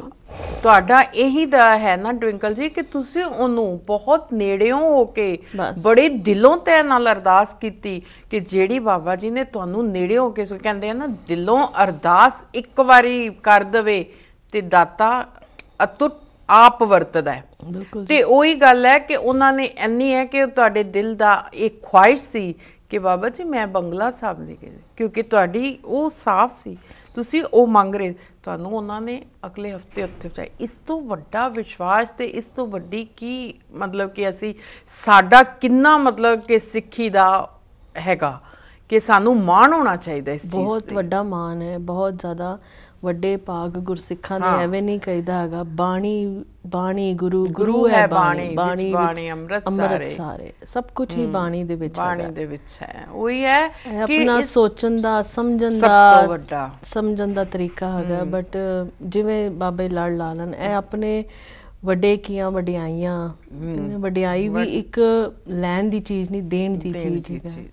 ਮੈਨੂੰ ਅੱਜ ਵਿਸ਼ਵਾਸ ਨਹੀਂ ਹੋ ਰਿਹਾ ਕਿ ਮੈਂ ਅੱਗੇ ਕੈਮਰੇ ਦੇ ਅੱਗੇ ਬੈਠੀ ਹਾਂ, ਬਟ ਕਾਫੀ ਅੱਛਾ ਲੱਗ ਰਿਹਾ ਮੈਨੂੰ। ਮਤਲਬ ਕਿ ਇਹ ਤੁਹਾਡੇ ਬਹੁਤ ਹੀ ਸੋਹਣੇ ਵਿਚਾਰ, ਦੇਖੋ ਸਾਰੀਆਂ ਚੀਜ਼ਾਂ ਦੇ ਨਾਲ ਆਪਣੇ ਜਿਹੜੇ ਅੰਦਰਲੇ ਵਿਚਾਰ ਹੈ ਨਾ ਉਹ ਬਹੁਤ ਜ਼ਰੂਰੀ ਨੇ। ਤੁਹਾਡੇ ਇੰਨੇ ਅੱਛੇ ਵਿਚਾਰ, ਜਿਹੜੇ ਤੁਹਾਡੇ ਆਪਣੇ ਇੰਨੇ ਅੱਛੇ ਵਿਚਾਰ, ਤੁਸੀਂ ਉਸ ਫੈਮਿਲੀ 'ਚੋਂ ਆਏ ਹੋ, ਤੁਹਾਡੇ ਤੋਂ ਹੀ ਪਤਾ ਲੱਗਦਾ ਕਿ ਤੁਸੀਂ ਆਪਣੇ ਬੱਚਿਆਂ ਨੂੰ ਕਿੰਨੀ ਸੋਹਣੀ ਤਰ੍ਹਾਂ ਉਹਨਾਂ ਨੂੰ ਦੇ ਰਹੇ ਹੋ ਇਹ ਵਿਦਿਆ, ਇਹ ਵਿਚਾਰ ਕਿ ਜੋ ਸਾਡੇ ਗੁਰਸਿੱਖੀ ਦੇ ਨਾਲ ਹੈ ਮਤਲਬ ਕਿ ਜੋੜ ਕੇ ਰੱਖਿਆ। ਤੇ ਤੁਹਾਡੇ ਇਨ-ਲਾਜ਼ ਉੱਥੇ ਹੀ ਨੇ ਇੰਡੀਆ ਦੇ ਵਿੱਚ? ਹਾਂਜੀ, ਰਜ਼ੌਰੀ ਨੇ ਮੇਰੇ ਇਨ-ਲਾਜ਼, ਤੇ ਕਾਫੀ ਅੱਛਾ ਉਹਨਾਂ ਦਾ ਕੰਮ ਹੈਗਾ। ਜੁਆਇੰਟ ਫੈਮਿਲੀ ਹੈਗੀ ਸਾਡੀ। ਕੌਣ ਹੈ ਘਰ 'ਚ? ਮੇਰੇ ਐਕਚੁਅਲੀ ਹਸਬੈਂਡ ਸਭ ਤੋਂ ਛੋਟੇ ਨੇ, 4 ਬ੍ਰਦਰਸ ਨੇ, 2 ਸਿਸਟਰਸ ਨੇ। ਅੱਛਾ, ਸਾਰੇ ਉੱਥੇ ਹੀ ਸੈਟਲ ਲੱਗੇ ਨੇ। ਅੱਛਾ, ਤੇ ਖੁਸ਼ ਹੈਗੇ ਨੇ ਸਾਰੇ। ਖੁਸ਼ ਨੇ ਸਾਰੇ, ਬਿਲਕੁਲ ਜੀ। ਹਾਂ, ਤੇ ਹੁਣ ਤੁਸੀਂ ਇੱਥੇ ਮਤਲਬ ਕਿ ਜਾਂਦੇ ਆਂਦੇ ਰਹਿੰਦੇ ਹੋ? ਹਾਂਜੀ, ਅਸੀਂ ਆਲਮੋਸਟ ਹਰ ਸਾਲ ਹੀ ਜਾਈਦਾ। ਹਰ ਸਾਲ ਬੱਚੇ ਵੀ ਨਾਲ ਜਾਂਦੇ ਹੋਣੇ? ਬੱਚੇ ਵੀ ਜਾਂਦੇ ਨੇ, ਹੈ ਨਾ, ਸਾਰੇ ਦਰਸ਼ਨ ਕਰਕੇ ਆਉਂਦੇ ਹੋਣੇ ਸਾਰੇ ਗੁਰਦੁਆਰਿਆਂ ਦੇ। ਅਸੀਂ ਲਾਸਟ ਈਅਰ ਹਾਲੇ ਗਏ ਹੈਗੇ ਆ, ਮੇਰੇ ਜੇਠ ਸਾਹਿਬ ਨੇ ਸਭ ਦੇ ਸਾਰੇ ਪੰਜਾਬ ਦੇ ਗੁਰਦੁਆਰਿਆਂ ਦੇ ਐਕਚੁਅਲੀ ਮੈਂ ਕੀਤੇ ਹੋਏ ਸੀ, ਬਟ ਹੁਣ ਬੱਚਿਆਂ ਦੇ ਨਾਲ ਨਹੀਂ ਕੀਤਾ। ਬਾਬਾ ਬੁੱਢਾ ਸਾਹਿਬ, ਕਟਾਣੀ ਸਾਹਿਬ ਸਭ ਹੋ ਕੇ, ਅੰਮ੍ਰਿਤਸਰ, ਇੱਧਰ ਅਨੰਦਪੁਰ ਸਾਹਿਬ, ਤਰਨਤਾਰਨ ਸਾਹਿਬ, ਸਾਰੇ ਗੁਰਦੁਆਰਿਆਂ ਦੇ ਦਰਸ਼ਨ ਕਰਕੇ ਆਏ ਆ। ਬੜੇ ਤਖਤ ਸਾਹਿਬ ਦੇਖੇ, ਬਾਕੀ ਸਾਰੇ ਤਖਤ ਸਾਹਿਬ ਦੇ ਦਰਸ਼ਨ ਕਰ ਲਏ? ਤਖਤ ਸਾਹਿਬ ਨਹੀਂ ਗਏ ਅਸੀਂ ਹਾਲੇ, ਬੱਚਿਆਂ ਦੇ ਨਾਲ ਗਏ। ਬਾਕੀ ਮੈਂ ਹਜ਼ੂਰ ਸਾਹਿਬ ਗਈ ਹੋਈ ਹਾਂ। ਹਜ਼ੂਰ ਸਾਹਿਬ ਗਏ? ਹਾਂਜੀ, ਹਾਂ, ਕਿਉਂਕਿ ਆਪਣੇ 5 ਤਖਤ ਹੈ। ਮੇਰੀ ਇਹ ਕੋਸ਼ਿਸ਼ ਹੁੰਦੀ ਹੈ ਕਿ ਮੈਂ ਸਾਰੇ ਤਖਤਾਂ ਦੇ ਦਰਸ਼ਨ ਮੈਂ ਵੀ ਕੀਤੇ ਨੇ, ਬਸ ਇੱਕ ਤਖਤ ਰਹਿ ਗਿਆ ਮੇਰਾ ਵੀ ਤੇ ਬੱਚਿਆਂ ਦਾ ਵੀ। ਵਾਹਿਗੁਰੂ ਕਰੇਗਾ ਉਹ ਵੀ ਹਾਂ ਕਰਾਂਗੇ। ਬਸ ਹਮੇਸ਼ਾ ਹੀ ਹੁੰਦਾ ਹੈ, ਜਦੋਂ ਵੀ ਜਾਂਦੇ ਆ ਸਭ ਪਾਸੇ ਜਾ ਆਉਂਦੇ ਆ, ਫਿਰ ਕਹਿੰਦੇ ਆ ਰਹਿ ਹੀ ਗਿਆ ਪਟਨਾ ਸਾਹਿਬ, ਕਿਉਂਕਿ ਮੇਰਾ ਖਿਆਲ ਉਹ ਸਾਡੇ ਤੋਂ ਥੋੜਾ ਜਿਹਾ ਸਾਈਡ ਤੇ ਹੋ ਜਾਂਦਾ ਹੈ, ਸ਼ਾਇਦ ਮੇ ਵੀ ਪਤਾ ਨਹੀਂ ਉਹਦਾ ਹੁਕਮ ਨਹੀਂ ਆਇਆ। ਥੋੜਾ ਜਿਹਾ ਲੱਗਦਾ ਹੈਗਾ ਕਿ ਬਿਲਕੁਲ ਟਾਈਮ ਬਾਉਂਡ ਹੁੰਦੇ ਆ ਜਦੋਂ ਵੀ ਜਾਂਦੇ ਆ। ਹਾਂ ਬਸ ਉਹ ਵੰਡਿਆ ਹੁੰਦਾ ਨਾ ਕਿ ਨਾਲ ਨਾਲ ਬਾਕੀ ਵੀ ਬੜੀਆਂ ਦੇ ਹਿਸਾਬ ਨਾਲ ਬੱਚਿਆਂ ਗਰਮੀਆਂ ਛੁੱਟੀਆਂ, ਗਰਮੀਆਂ ਦੀਆਂ ਛੁੱਟੀਆਂ, ਗਰਮੀ ਵੀ ਹਰ ਇੱਕ ਚੀਜ਼ ਦੇਖਣੀ ਪੈਂਦੀ ਹੈ। ਹਾਂਜੀ ਨਹੀਂ ਨਹੀਂ ਇਹ ਤਾਂ ਚਲੋ ਮੈਂ ਕਹਿੰਦੀ ਆ ਨਾਲੇ ਦਾਤੇ ਦੇ ਹੁਕਮ ਬਿਨਾ ਕੁਛ ਨਹੀਂ, ਸਭ ਤੋਂ ਵੱਡਾ ਉਹਦਾ ਹੁਕਮ, ਜਦੋਂ ਹੁਕਮ ਦੇਗਾ ਉਦੋਂ ਹੀ ਹੋਣਾ ਹੈ। ਤੇ ਹੁਣ ਤੁਸੀਂ ਆਪਣਾ ਬੱਚਿਆਂ ਨੂੰ ਨਾਲ ਤੁਸੀਂ ਬਿਜ਼ਨਸ ਜਿਸ ਤਰ੍ਹਾਂ ਕਰ ਰਹੇ ਹੋ, ਹਾਂਜੀ, ਤੇ ਹੁਣ ਆਪਣਾ ਬੱਚਿਆਂ ਨੂੰ ਵੀ ਪੂਰਾ ਟਾਈਮ ਦੇ ਰਹੇ ਹੋ, ਘਰ ਵੀ ਹਸਬੈਂਡ ਨਾਲ ਤੁਸੀਂ ਰਲ ਕੇ, ਮੈਂ ਸੁਣਿਆ ਕਿ ਤੁਸੀਂ ਕਾਫੀ ਹੈਲਪ ਕੀਤੀ ਹੈ ਬਈ ਆ ਕੇ ਆਪਣੇ ਹਸਬੈਂਡ ਦੇ ਨਾਲ ਮੁੱਢਾ ਲਾ ਕੇ ਤੁਸੀਂ ਕਾਫੀ ਸਪੋਰਟ ਕੀਤਾ ਹੈ ਤੇ ਨਾਲ ਬੱਚਿਆਂ ਨੂੰ ਵੀ ਟਾਈਮ ਦਿੱਤਾ, ਉਹਦੇ ਬਾਰੇ ਕੀ ਕਹਿਣਾ ਚਾਹੁੰਦੇ? ਨੂੰ ਕਰਨਾ ਹੀ ਪੈਂਦਾ, ਇੱਕ ਇੰਡੀਅਨ ਵੂਮਨ ਦਾ ਇੱਕ ਫਰਜ਼ ਹੈਗਾ ਜਿੰਦਾ ਸਾਨੂੰ ਪਿੱਛੇ ਨਹੀਂ ਹਟਣਾ ਚਾਹੀਦਾ ਹੈਗਾ।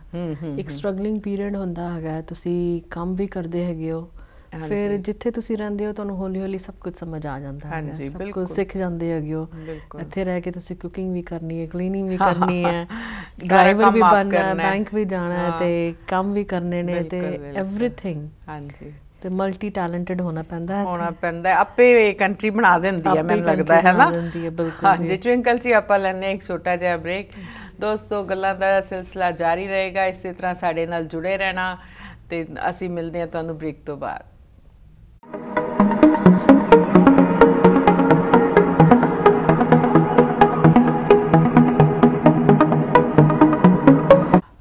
ਜਿੱਤ ਮੇਰਾ ਜਾਨ ਵਿੱਚ ਇੱਕ ਵਾਰੀ ਤੁਹਾਡਾ ਫਿਰ ਸਵਾਗਤ ਹੈ। ਦੋਸਤੋ ਅਸੀਂ ਗੱਲ ਕਰ ਰਹੇ ਸਾਂ ਟਵਿੰਕਲ ਜੀ ਨਾਲ ਕਿ ਬਈ ਇੱਥੋਂ ਦਾ ਕਿਵੇਂ ਉਹਨਾਂ ਨੂੰ ਮਾਹੌਲ ਲੱਗਿਆ, ਕਿਸ ਤਰ੍ਹਾਂ ਕਰੇ। ਹਾਂਜੀ ਟਵਿੰਕਲ ਜੀ, ਤੁਸੀਂ ਕਹਿ ਰਹੇ ਸੀਗੇ ਕਿ ਵੀ ਇੱਥੇ ਆ ਕੇ ਅਸੀਂ ਹੁਣ ਕਾਫੀ ਅੱਛੀ ਤਰ੍ਹਾਂ ਸਟੈਬਲਿਸ਼ ਹੋ ਗਏ ਹਾਂ। ਬਿਲਕੁਲ ਜੀ। ਤੇ ਹੁਣ ਤੁਸੀਂ ਅੱਜ ਕੱਲ ਫਿਰ ਕੀ ਕਰਦੇ ਹੋ ਨਾਲ? ਬਿਲਕੁਲ ਸਪੋਰਟ ਕਰਨੇ ਆਪਣੇ ਹਸਬੈਂਡ ਨੂੰ। ਅੱਛਾ। ਤੇ ਸਾਡਾ ਹੋਲਸੇਲ ਦਾ ਰੀਟੇਲ ਦਾ ਕੰਮ ਹੈਗਾ।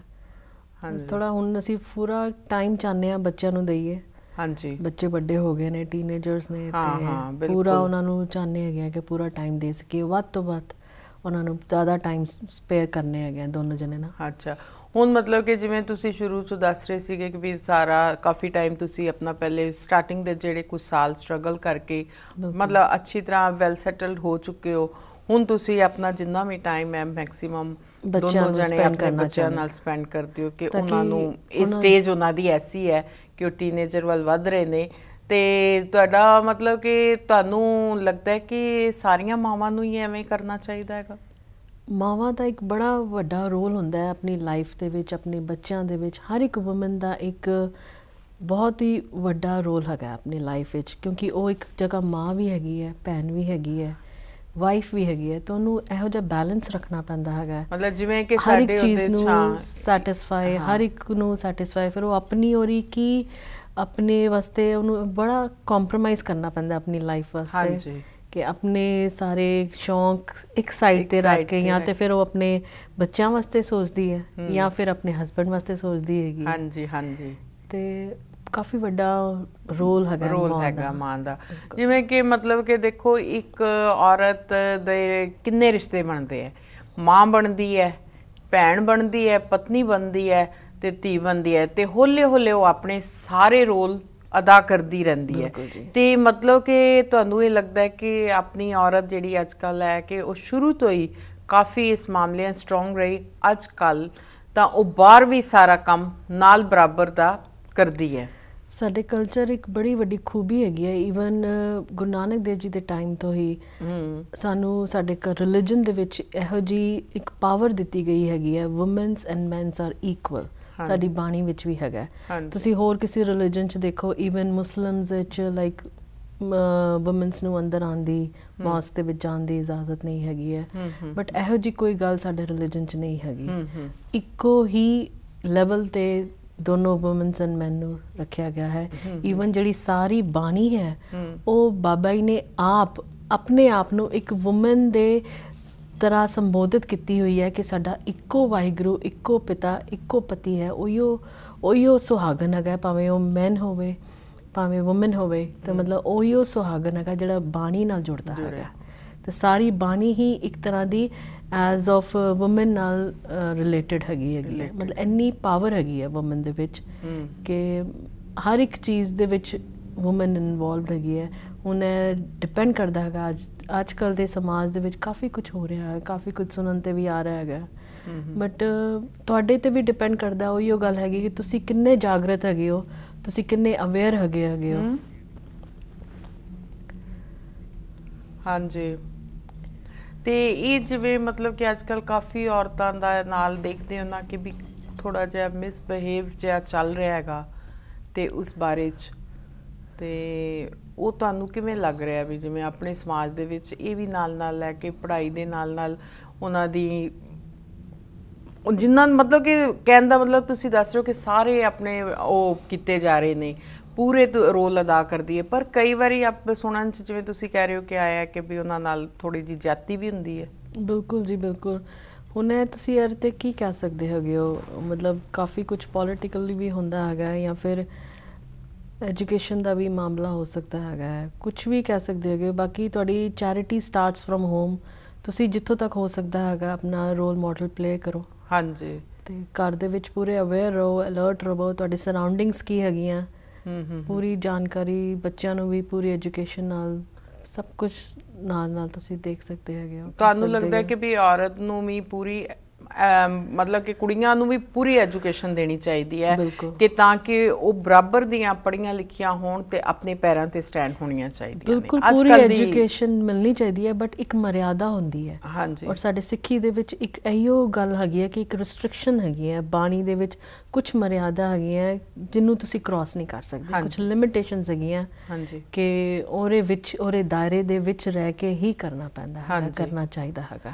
ਨਹੀਂ, ਉਹ ਤਾਂ ਬਿਲਕੁਲ ਐਗਰੀ ਕਿ ਇੱਕ ਸਾਡਾ ਇੱਕ ਦਾਇਰਾ ਹੈਗਾ, ਪਰ ਦਾਇਰੇ ਦੇ ਵਿੱਚ ਰਹਿ ਕੇ ਸਾਨੂੰ ਸਭ ਕੁਝ ਕਰਨਾ ਚਾਹੀਦਾ। ਹੁਣ ਜਿਸ ਤਰ੍ਹਾਂ ਕਿ ਤੁਸੀਂ ਹੀ ਲੈ ਲਓ ਕਿ ਤੁਸੀਂ ਆਪਣਾ ਦੱਸਿਆ ਕਿ ਤੁਸੀਂ ਆਪਣੇ ਹਸਬੈਂਡ ਦੇ ਨਾਲ ਕਾਫੀ ਸਪੋਰਟਿਵ ਕੀਤਾ, ਤੁਹਾਡੇ ਹਸਬੈਂਡ ਨੇ ਤੁਹਾਨੂੰ ਪੂਰਾ ਰਾਈਟਸ ਦਿੱਤਾ, ਰਾਈਟ? ਇਸ ਤਰ੍ਹਾਂ ਕਾਫੀ ਹੈ, ਪਰ ਮਤਲਬ ਤੁਸੀਂ ਆਪਣੇ ਬੱਚਿਆਂ ਨੂੰ ਉਸ ਸੰਸਕਾਰ ਦੇ ਵਿੱਚ ਢਾਲਿਆ, ਸਿੱਖੀ ਦੇ ਨਾਲ ਜੋੜਿਆ, ਔਰ ਇਸ ਟਾਈਮ ਦੇ ਵਿੱਚ ਆਪਣਾ ਟਾਈਮ ਕੱਢ ਕੇ ਬਿਜ਼ਨਸ ਵੀ ਕੀਤਾ ਔਰ ਉਹਨਾਂ ਨੂੰ ਟਾਈਮ ਵੀ ਦਿੱਤਾ, ਬਾਣੀ ਨਾਲ ਵੀ ਜੁੜਿਆ, ਘਰ ਵੀ ਦੇਖਿਆ, ਤੇ ਪਰ ਤੁਹਾਡੇ ਹਸਬੈਂਡ ਨੇ ਤੁਹਾਨੂੰ ਪੂਰਾ ਸਪੋਰਟ ਦਿੱਤਾ, ਪੂਰੀ ਹਿੰਮਤ। ਤੁਹਾਨੂੰ ਵੀ ਲੱਗਦਾ ਕਿ ਬਾਕੀਆਂ ਨੂੰ ਵੀ ਇਸੇ ਤਰ੍ਹਾਂ ਹੀ ਕਰਨਾ ਚਾਹੀਦਾ? ਬਿਲਕੁਲ ਕਰਨਾ ਚਾਹੀਦਾ ਹੈਗਾ। ਤੁਹਾਨੂੰ ਰੀਅਲ ਤੁਹਾਡਾ ਮੈਰਿਜ ਦਾ ਮਤਲਬ ਹੀ ਇਹੀ ਹੁੰਦਾ ਕਿ ਤੁਸੀਂ ਪਾਰਟਨਰਸ, ਇੱਕ ਤਰ੍ਹਾਂ ਦੇ ਰੀਅਲ ਪਾਰਟਨਰਸ ਹੈਗੇ ਹੋ ਲਾਈਫ ਦੇ ਵਿੱਚ ਵੀ, ਹਰ ਇੱਕ ਸੁੱਖ ਦੁੱਖ ਦੇ ਵਿੱਚ ਹੀ ਹਰ ਇੱਕ ਦੂਜੇ ਦੇ ਨਾਲ ਖੜਨਾ ਚਾਹੀਦਾ ਹੈਗਾ, ਜੋ ਮਰਜ਼ੀ ਹੋ ਜਾਏ। ਟਰੂ ਰਿਲੇਸ਼ਨਸ਼ਿਪ ਇੱਕ ਇਹ ਨਹੀਂ ਹੁੰਦਾ ਕਿ ਤੁਹਾਡੇ ਵਿੱਚ ਬਹੁਤ ਸਾਰੀ ਅੰਡਰਸਟੈਂਡਿੰਗ ਹੈਗੀ ਹੈ, you always hold your hand, you know, ਜਦੋਂ ਨਾਲ ਜਾਂਦੇ ਹੋ। ਟਰੂ ਰਿਲੇਸ਼ਨਸ਼ਿਪ ਦਾ ਮਤਲਬ ਹੈਗਾ ਕਿ ਰੋਜ਼ ਹੀ ਥੋੜ੍ਹੀ ਬਹੁਤ ਨੋਕ ਝੋਕ ਹੁੰਦੀ ਰਹੀ, ਬਟ ਸਟਿਲ ਤੁਹਾਡੇ 'ਚ ਇੰਨੀ ਤਾਕਤ ਹੈਗੀ ਹੈ ਕਿ ਨਹੀਂ, ਹੱਥ ਨਹੀਂ ਛੱਡਣਾ, ਲੜ ਨਹੀਂ ਛੱਡਣਾ। ਸਭ ਤੋਂ ਵੱਡੀ ਜਿਹੜੀ ਦਾਤ ਹੈਗੀ ਹੈ, 4 ਲਾਵਾਂ ਦਾ ਜਿਹੜਾ ਮਤਲਬ ਹੈਗਾ ਇਹੋ ਹੈਗਾ ਕਿ ਨਹੀਂ, ਜਿਹੜੇ ਲੜ ਲੱਗੇ ਆ ਉਹਨੂੰ ਤੋੜ ਨਿਭਾਉਣਾ। ਹਾਂ, ਉਹਦੇ ਵਿੱਚ ਇਹ ਹੀ ਹੈ ਨਾ ਕਿ ਵੀ ਆਪਾਂ ਨੂੰ ਕਹਿਣ ਦਾ ਮਤਲਬ ਕਿ ਦੋਨਾਂ ਨੂੰ ਇੱਕ ਦੂਜੇ ਦਾ ਸਾਥ ਦੇਣਾ ਚਾਹੀਦਾ। ਇਹ ਨਹੀਂ ਕਿ ਬਈ ਇਕੱਲਾ, ਦੇਖੋ ਨੌਕ ਚੌਂਕ ਹਰ ਜਗ੍ਹਾ, ਕਿਤੇ ਵੱਧ ਕਿਤੇ ਘੱਟ, ਹੈ ਨਾ?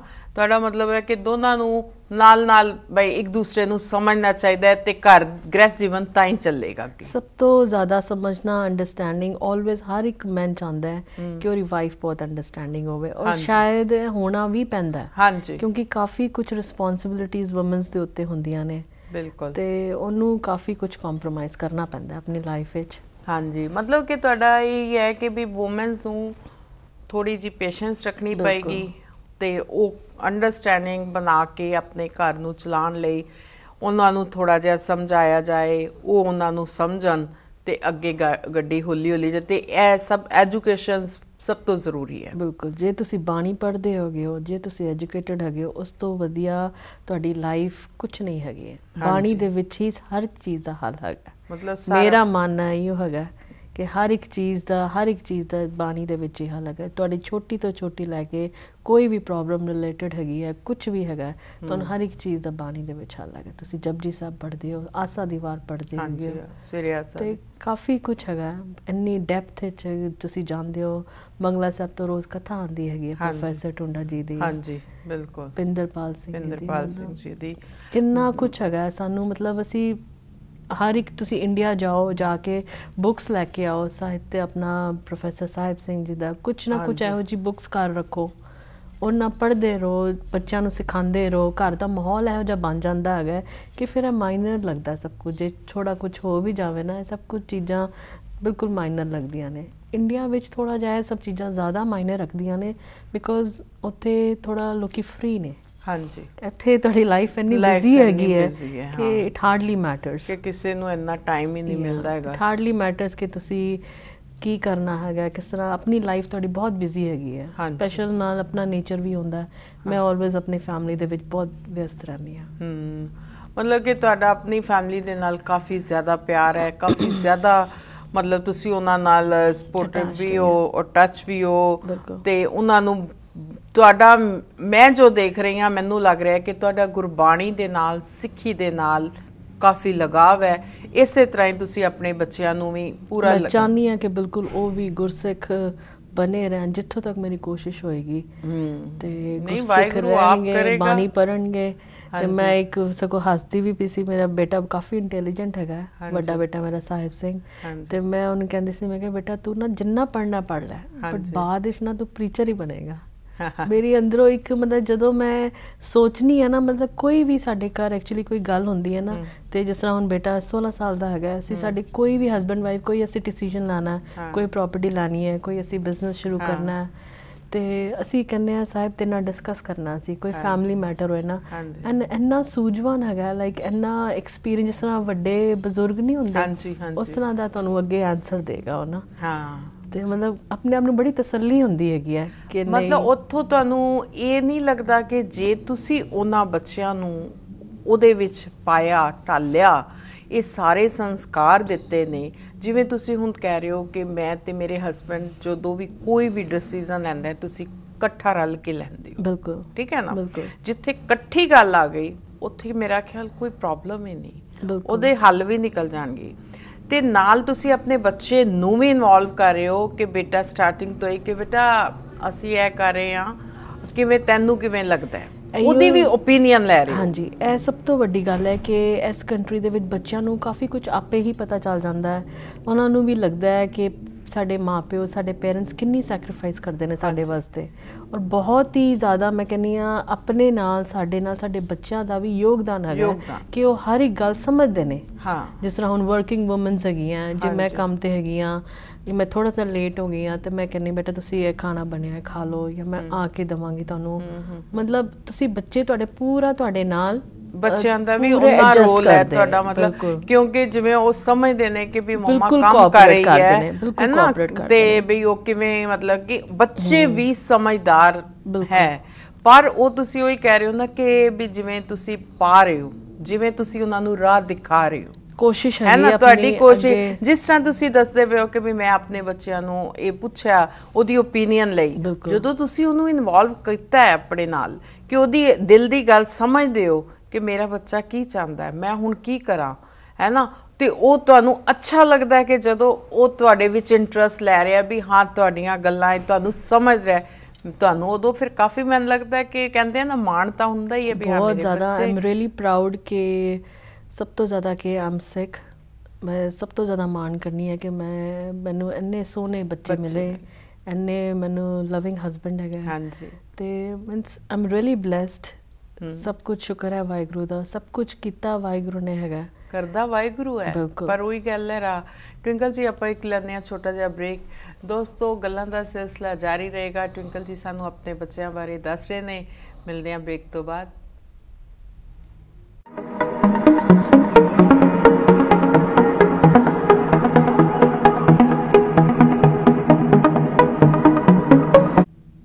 ਵੈਲਕਮ ਦੋਸਤੋ, ਜਿਤ ਜੰਮੇ ਰਾਜਾਨ ਵਿੱਚ ਇੱਕ ਵਾਰੀ ਤੁਹਾਡਾ ਫਿਰ ਸਵਾਗਤ ਹੈ। ਦੋਸਤੋ, ਸਾਡੇ ਨਾਲ ਗੱਲ ਕਰ ਰਹੇ ਨੇ ਟਵਿੰਕਲ ਜੀ ਆਪਣਾ ਸਿੱਖ ਧਰਮ ਦੇ ਬਾਰੇ 'ਚ, ਔਰ ਆਪਣੇ ਬੱਚਿਆਂ ਨੂੰ ਕਿਸ ਤਰ੍ਹਾਂ ਉਹਨਾਂ ਨੇ ਇਹਦੇ ਬਾਰੇ ਨਾਮ ਨਾਲ ਜੋੜਿਆ। ਹਾਂਜੀ ਟਵਿੰਕਲ ਜੀ, ਤੁਸੀਂ ਕਹਿ ਰਹੇ ਸੀ ਕਿ ਮਾਂ ਦਾ ਮਤਲਬ ਇਹ ਰੋਲ ਹੈ, ਇਹਦੇ ਬਾਰੇ ਗੱਲ ਕਰ ਰਹੇ ਸੀ। ਹਾਂਜੀ, ਸਾਡਾ ਸਭ ਤੋਂ ਵੱਡਾ ਯੋਗਦਾਨ ਹੁੰਦਾ ਬੱਚਿਆਂ ਵਾਸਤੇ। ਆਪਣੀ ਪੂਰੀ ਲਾਈਫ ਅਸੀਂ ਆਪਣੀ ਇੰਡੀਅਨ ਕਲਚਰ ਦੇ ਵਿੱਚ ਇਹੋ ਦਿਖਾਇਆ ਗਿਆ ਹੈ ਕਿ ਸਭ ਤੋਂ ਜ਼ਿਆਦਾ ਲਾਈਕ ਮਦਰ ਨੂੰ ਸਭ ਤੋਂ ਜ਼ਿਆਦਾ ਟਾਈਮ ਦੇਣਾ ਪੈਂਦਾ ਹੈਗਾ। ਮੈਂ ਹੋਰ ਵੀ ਕੁਝ ਕਹਿਣਾ ਚਾਹਾਂਗੀ ਹੋਰ ਦਰਸ਼ਕਾਂ ਵਾਸਤੇ ਕਿ ਤੁਹਾਨੂੰ ਕਾਫੀ ਜ਼ਿਆਦਾ ਟਾਈਮ ਸਪੇਅਰ ਕਰਨਾ ਚਾਹੀਦਾ ਹੈਗਾ। ਕੰਮ ਦੇ ਨਾਲ ਨਾਲ ਪੂਰਾ ਟਾਈਮ ਆਪਣੇ ਬੱਚਿਆਂ ਨੂੰ ਦੇਣਾ ਚਾਹੀਦਾ ਹੈ, ਆਪਣੀ ਲਾਈਫ ਵਿੱਚ ਦੇਣਾ ਚਾਹੀਦਾ ਹੈ, ਅਤੇ ਬਾਣੀ ਨੂੰ ਛੱਡਣਾ ਨਹੀਂ ਚਾਹੀਦਾ। ਬਾਣੀ ਸਭ ਤੋਂ ਵੱਡੀ ਪ੍ਰਾਇੋਰਟੀ ਸਾਡੀ ਜਿਹੜੀ ਹੈਗੀ ਹੈ ਉਹ ਬਾਣੀ ਹੈਗੀ ਹੈ। ਹਾਂਜੀ। ਅਤੇ ਬਾਣੀ ਨਾਲ ਜੁੜੇ ਰਹਿਣਾ ਚਾਹੀਦਾ ਹੈਗਾ। ਜਿਸ ਤਰ੍ਹਾਂ ਹੰਸਾਂ ਦਾ ਜੀਵਨ ਸਾਨੂੰ ਮਿਲਿਆ ਹੈਗਾ, ਬਟ ਹੰਸਾਂ ਦੇ ਨਾਲ ਬਗਲੇ ਵੀ ਵਿੱਚ ਆ ਜਾਂਦੇ ਨੇ। ਉਸੇ ਤਰੀਕੇ ਜੇ ਚੰਗੇ ਕਰਮ ਕਰਾਂਗੇ, ਚੰਗੇ ਬੰਦਿਆਂ ਦੇ ਨਾਲ ਜਿਹੜੇ ਮਾੜੇ ਬੰਦੇ ਹੁੰਦੇ ਨੇ ਉਹ ਵੀ ਚੰਗਿਆਂ ਦੀ ਰੀਸ ਕਰਨੀ ਸ਼ੁਰੂ ਕਰ ਦਿੰਦੇ ਨੇ। ਫਿਰ ਉਹ ਤੁਹਾਡੇ 'ਤੇ ਡਿਪੈਂਡ ਕਰਦਾ ਤੁਸੀਂ ਆਪਣਾ ਜੀਵਨ ਹੰਸਾ ਵਰਗਾ ਰੱਖਣਾ ਹੈ ਕਿ ਬਗਲਿਆਂ ਵਰਗਾ ਰੱਖਣਾ ਹੈਗਾ। ਹਾਂਜੀ। ਅਤੇ ਹੋਰ ਬਾਕੀ ਤੁਹਾਡੇ ਸਾਹਮਣੇ ਹੀ ਹੈਗਾ। ਹਾਂਜੀ, ਮਤਲਬ ਤੁਹਾਡਾ ਕਹਿਣ ਦਾ ਮਤਲਬ ਇਹ ਹੈ ਕਿ ਹਰ ਮਾਂ ਨੂੰ ਸਭ ਤੋਂ ਵੱਡਾ ਰੋਲ ਜਿਹੜਾ ਹੁੰਦਾ ਉਹ ਮਾਂ ਦਾ ਰੋਲ ਹੁੰਦਾ ਆਪਣੇ ਬੱਚਿਆਂ ਵਾਸਤੇ, ਔਰ ਉਹ ਸਾਰੇ ਸੈਕਰੀਫਾਈਸ ਕਰਦੀ ਹੈ। ਜਿਵੇਂ ਤੁਸੀਂ ਦੱਸ ਰਹੇ ਹੋ ਕਿ ਵੀ ਸਭ ਤੋਂ ਜ਼ਿਆਦਾ ਔਰਤ ਨੂੰ ਸੈਕਰੀਫਾਈਸ ਕਰਨਾ, ਠੀਕ ਹੈ। ਅਤੇ ਤੁਸੀਂ ਮਤਲਬ ਕਿ ਉਹਨੂੰ ਟਾਈਮ ਬੱਚਿਆਂ ਨੂੰ, ਘਰ ਨੂੰ, ਆਪਣੇ ਹਸਬੈਂਡ ਨੂੰ, ਪਰਿਵਾਰ ਨੂੰ ਸਾਰੇ ਆਸ-ਪਾਸ ਦਿੰਦੇ ਹੋ, ਔਰ ਬਾਹਰ ਆਪਣਾ ਬਿਜ਼ਨਸ ਵੀ ਕਰਦੇ ਹੋ। ਅਤੇ ਇਹ ਸਾਡੀਆਂ ਬਾਕੀਆਂ ਸਾਰਿਆਂ ਵਾਸਤੇ ਇਹ ਹੈ ਕਿ ਸਾਰਿਆਂ ਨੂੰ ਸਾਨੂੰ ਗੁਰੂ ਨਾਲ ਜੁੜਨਾ ਚਾਹੀਦਾ ਹੈ, ਬੱਚਿਆਂ ਨੂੰ ਪ੍ਰੋਪਰ ਜੋੜਨਾ ਚਾਹੀਦਾ ਹੈ, ਤਾਂ ਹੀ ਸਾਡੀ ਸਿੱਖੀ ਦਾ ਅੱਗੇ ਇਹ ਵਧੇਗਾ। ਬਿਲਕੁਲ। ਅਤੇ ਹੋਰ ਤੁਸੀਂ ਹੁਣ ਅੱਜ ਕੱਲ੍ਹ ਮਤਲਬ ਕਿ ਜ਼ਿਆਦਾਤਰ ਟਾਈਮ ਬੱਚਿਆਂ ਨਾਲ ਸਪੈਂਡ ਕਰ ਰਹੇ ਹੋ, ਅਤੇ ਤੁਸੀਂ ਰਹਿੰਦੇ ਕਿੱਥੇ ਹੋ? ਅਸੀਂ ਰਿਚਮੰਡ ਰਹਿੰਦੇ ਹਾਂ, ਕੁਈਨਜ਼ ਵਿੱਚ। ਬਟ ਬੜੀ ਜਲਦੀ ਅਸੀਂ ਵੈਸੇ ਮੂਵ ਹੋਣ ਲੱਗੇ ਹਾਂ ਲੌਂਗ ਆਈਲੈਂਡ। ਘਰ ਅਸੀਂ ਬਾਏ ਕਰ ਲਿਆ ਹੈਗਾ। ਅੱਛਾ। ਹੁਣ ਤੁਸੀਂ ਉੱਥੇ ਮੂਵ ਹੋਣ ਦੀ ਪਲਾਨ ਕਰ ਰਹੇ ਹੋ ਲੌਂਗ ਆਈਲੈਂਡ? ਜੀ। ਅਤੇ ਇੱਥੇ ਗੁਰਦੁਆਰੇ ਵਗੈਰਾ ਬੱਚੇ ਜਾਂਦੇ ਹੋਣੇ ਤੁਸੀਂ? ਬਿਲਕੁਲ, ਹਾਂਜੀ, ਗੁਰਦੁਆਰੇ ਜਾਂਦੇ ਨੇ, ਸੇਵਾ ਵੀ ਕਰਦੇ ਨੇ। ਸ਼ੌਂਕ ਨਾਲ ਜਾਂਦੇ ਨੇ ਗੁਰਦੁਆਰੇ। ਹਾਂ, ਖੁਸ਼ ਹੋ ਕੇ ਜਾਂਦੇ ਨੇ। ਅੱਛਾ। ਅਤੇ ਇੱਥੇ ਕਿਹੜੇ ਜਗ੍ਹਾ 'ਤੇ ਮਤਲਬ ਰਹਿੰਦੇ ਹੋ? ਕਿਹੜੇ? ਅਸੀਂ ਰਿਚਮੰਡ ਹਿਲਸ, ਕੁਈਨਜ਼ ਵਿੱਚ 132 ਸਟਰੀਟ। ਅੱਛਾ। ਹਾਂਜੀ, ਸਾਡਾ ਸਟੋਰ ਹੈਗਾ ਲੈਫਿਟਸਨ ਲਿਬਰਟੀ 'ਤੇ, TD ਟਾਈਮਿੰਗ, ਪਹਿਲੇ ਟਾਈਮ ਵਾਇਰਲੈਸ ਦੇ ਨਾਂ 'ਤੇ ਸੀ। ਅੱਛਾ। ਸਭ ਤੋਂ ਪੁਰਾਣਾ ਸਟੋਰ ਹੈ ਸਾਡਾ। ਅੱਛਾ। ਕਾਫੀ ਸਾਲਾਂ ਤੋਂ ਰਹਿ ਰਹੇ ਹੋ, ਕਾਫੀ ਇਸ ਏਰੀਏ ਨੂੰ ਜਾਣਦੇ ਹੋਗੇ, ਹੈ ਨਾ? ਕਿਉਂਕਿ ਇੰਨਾ ਸ਼ਾਇਦ ਇੰਡੀਆ ਨਹੀਂ ਅਸੀਂ ਚੰਗੀ ਤਰ੍ਹਾਂ ਜਾਣਦੇ ਜਿੰਨਾ ਹੁਣ ਅਮਰੀਕਾ। ਹਾਂ, ਕਿਉਂਕਿ ਕਾਫੀ ਹਿੱਸਾ ਹੋ ਜਾਂਦਾ ਬੰਦੇ ਦਾ ਇੱਥੇ, ਮੇਰੇ ਖਿਆਲ ਨਹੀਂ ਕਿ ਤੁਸੀਂ ਇੰਨਾ ਹਿੱਸਾ ਆਪਣਾ ਉੱਥੇ ਬਤਾਇਆ, ਅਤੇ ਜਿੰਨਾ ਤੁਸੀਂ ਇੱਥੇ ਜਾਣਦੇ ਹੋ, ਕਿਉਂਕਿ ਬੱਚੇ ਵੀ ਪੈਦਾ ਇੱਥੇ ਹੋਏ, ਫਿਰ ਤੁਸੀਂ ਆਪਣਾ ਬਿਜ਼ਨਸ ਨਾਲ ਜੁੜੇ ਰਹੇ ਇੱਥੇ। ਤੁਹਾਨੂੰ ਇਹ ਲੱਗਾ ਕਿ ਟਵਿੰਕਲ ਜੀ ਕਿ ਬੰਦੇ ਇੱਥੇ ਕਾਫੀ ਸਪੋਰਟਿਵ ਹੈ ਜਿਵੇਂ ਆਏ ਹੋ ਤੁਸੀਂ? ਬਿਲਕੁਲ। ਇੱਥੇ ਅਮਰੀਕਾ ਦੀ ਇੱਕ ਪੋਲਿਸੀ ਹੈਗੀ ਹੈ, ਹੋਨੈਸਟੀ ਇਜ਼ ਦ ਬੈਸਟ ਪੋਲਿਸੀ। ਮਤਲਬ ਕਾਫੀ ਕੁਛ ਚੇਂਜਸ ਹੈਗੇ ਨੇ ਐਜ਼ ਆਫ ਇੰਡੀਆ। ਤੁਸੀਂ ਹਰ ਇੱਕ ਚੀਜ਼ ਤੁਹਾਨੂੰ ਪੂਰੀ ਫੈਸਿਲਿਟੀਜ਼ ਹੁੰਦੀਆਂ, ਆਲਦੋ ਇੰਡੀਆ ਵੀ ਕਾਫੀ ਐਡਵਾਂਸ ਹੋ ਗਿਆ ਹੁਣ, ਬਟ ਫਿਰ ਵੀ ਜਿਹੜਾ ਕਰਪਸ਼ਨ ਹੈਗਾ ਨਾ ਹਾਲੇ ਵੀ ਉੱਥੇ ਹੀ ਹੈਗਾ। ਮਤਲਬ ਤੁਹਾਨੂੰ ਇੱਥੇ ਉਹਨਾਂ ਦੋਨਾਂ ਜਗ੍ਹਾ 'ਚੋਂ ਕੀ ਅਲੱਗ ਜਿਹਾ ਜ਼ਿਆਦਾ ਮਹਿਸੂਸ ਹੋਇਆ? ਹਰ ਇੱਕ ਚੀਜ਼ ਡਿਫਰੈਂਸ ਹੈਗੀ ਹੈ। ਫੋਰ ਐਗਜ਼ਾਮਪਲ, ਮੈਂ ਵੈਸੇ ਅਮਰੀਕਾ, ਇੰਡੀਆ ਰਹੀ ਹਾਂ 20 ਸਾਲ, ਬਟ ਹੁਣ ਅਮਰੀਕਾ ਵੀ ਆਏ ਸਾਨੂੰ ਮਤਲਬ 17 ਸਾਲ ਹੋ ਗਏ ਨੇ। ਬਟ 50-50 ਆਲਮੋਸਟ ਹੋ ਗਿਆ। ਬਿਲਕੁਲ। ਅਤੇ ਮਤਲਬ ਤੁਸੀਂ ਦੇਖੋ ਕਿ ਬਚਪਨਾ ਮੇਰਾ ਇੰਡੀਆ 'ਚ ਬੀਤਿਆ, ਬਟ ਜਦੋਂ ਦੇ ਇੱਥੇ ਆਏ ਹਾਂ ਮਤਲਬ ਸਭ ਕੁਛ ਚੇਂਜ ਹੋ ਜਾਂਦੀ ਤੁਹਾਡੀ ਲਾਈਫ। ਤੁਹਾਨੂੰ ਜੀਵਨ ਜੀਣ ਦੀ ਪੂਰੀ ਜਾਚ ਆਉਂਦੀ ਹੈ, ਕਿਸ ਤਰ੍ਹਾਂ ਆਪਣੀ ਲਾਈਫ ਨੂੰ ਤੁਸੀਂ ਹੈਂਡਲ ਕਰਨਾ ਹੈ, ਔਰਗਨਾਈਜ਼ ਰੱਖਣਾ ਹੈ। ਹਰ ਇੱਕ ਚੀਜ਼ ਤੁਸੀਂ ਹੋਨੈਸਟੀ ਨਾਲ, ਕਿ ਜਿੱਥੇ ਵੀ ਤੁਸੀਂ ਜਾਂਦੇ ਹੋ ਹਰ ਇੱਕ ਚੀਜ਼ ਦਾ ਇੱਕ ਰੂਲਸ ਐਂਡ ਰੈਗੂਲੇਸ਼ਨ ਹੈਗੇ ਨੇ। ਜਿਸ ਤਰ੍ਹਾਂ ਇੰਡੀਆ 'ਚ ਕੁਛ ਪਤਾ ਨਹੀਂ, ਬ੍ਰਾਈਬਸ ਚੱਲ ਰਹੀਆਂ ਨੇ, ਕਿੰਨਾ ਕੁਛ ਹੈਗਾ, ਕਰਪਸ਼ਨ ਹੈਗੀ ਹੈ, ਮਤਲਬ ਹਰ ਇੱਕ ਲੈਵਲ 'ਤੇ ਤੁਹਾਨੂੰ ਉੱਥੇ ਪ੍ਰੋਬਲਮਸ ਹੈਗੀਆਂ। ਇੱਥੇ ਉਹੋ ਜਿਹੀ ਤੁਹਾਨੂੰ ਪ੍ਰੋਬਲਮ ਸੇਵ ਨਹੀਂ ਕਰਨੀਆਂ ਪੈਂਦੀਆਂ ਫੇਸ, ਬਟ ਆਪਣੇ ਵਾਸਤੇ ਤੁਸੀਂ ਓਬਵੀਅਸਲੀ ਇੰਡੀਆ ਤੋਂ ਆਉਂਦੇ ਹੋ ਇਹੀਓ ਸੋਚਦੇ ਹੋ ਕਿ ਮੈਂ ਕੁਛ ਬਣਨਾ ਹੈਗਾ, ਮੈਂ ਕੁਛ ਆਪਣੇ ਵਾਸਤੇ, ਆਪਣੇ ਬੱਚਿਆਂ ਵਾਸਤੇ ਆਪਣੀ ਲਾਈਫ ਸਟਾਰਟ ਕਰਨੀ, ਕੁਛ ਨਵਾਂ ਕੁਛ ਕਰਨਾ, ਜਾਂ ਇੰਨੇ ਪੈਸੇ ਕਮਾਉਣੇ ਨੇ। ਮਤਲਬ ਕੁਛ ਨਾ ਕੁਛ ਇਹੋ ਜਿਹਾ ਤੁਹਾਡੇ ਅੰਦਰ ਇੱਕ ਵਿਚਾਰ ਹੁੰਦਾ ਹੈ, ਇੱਕ ਐਨਰਜੀ ਹੁੰਦੀ ਹੈ।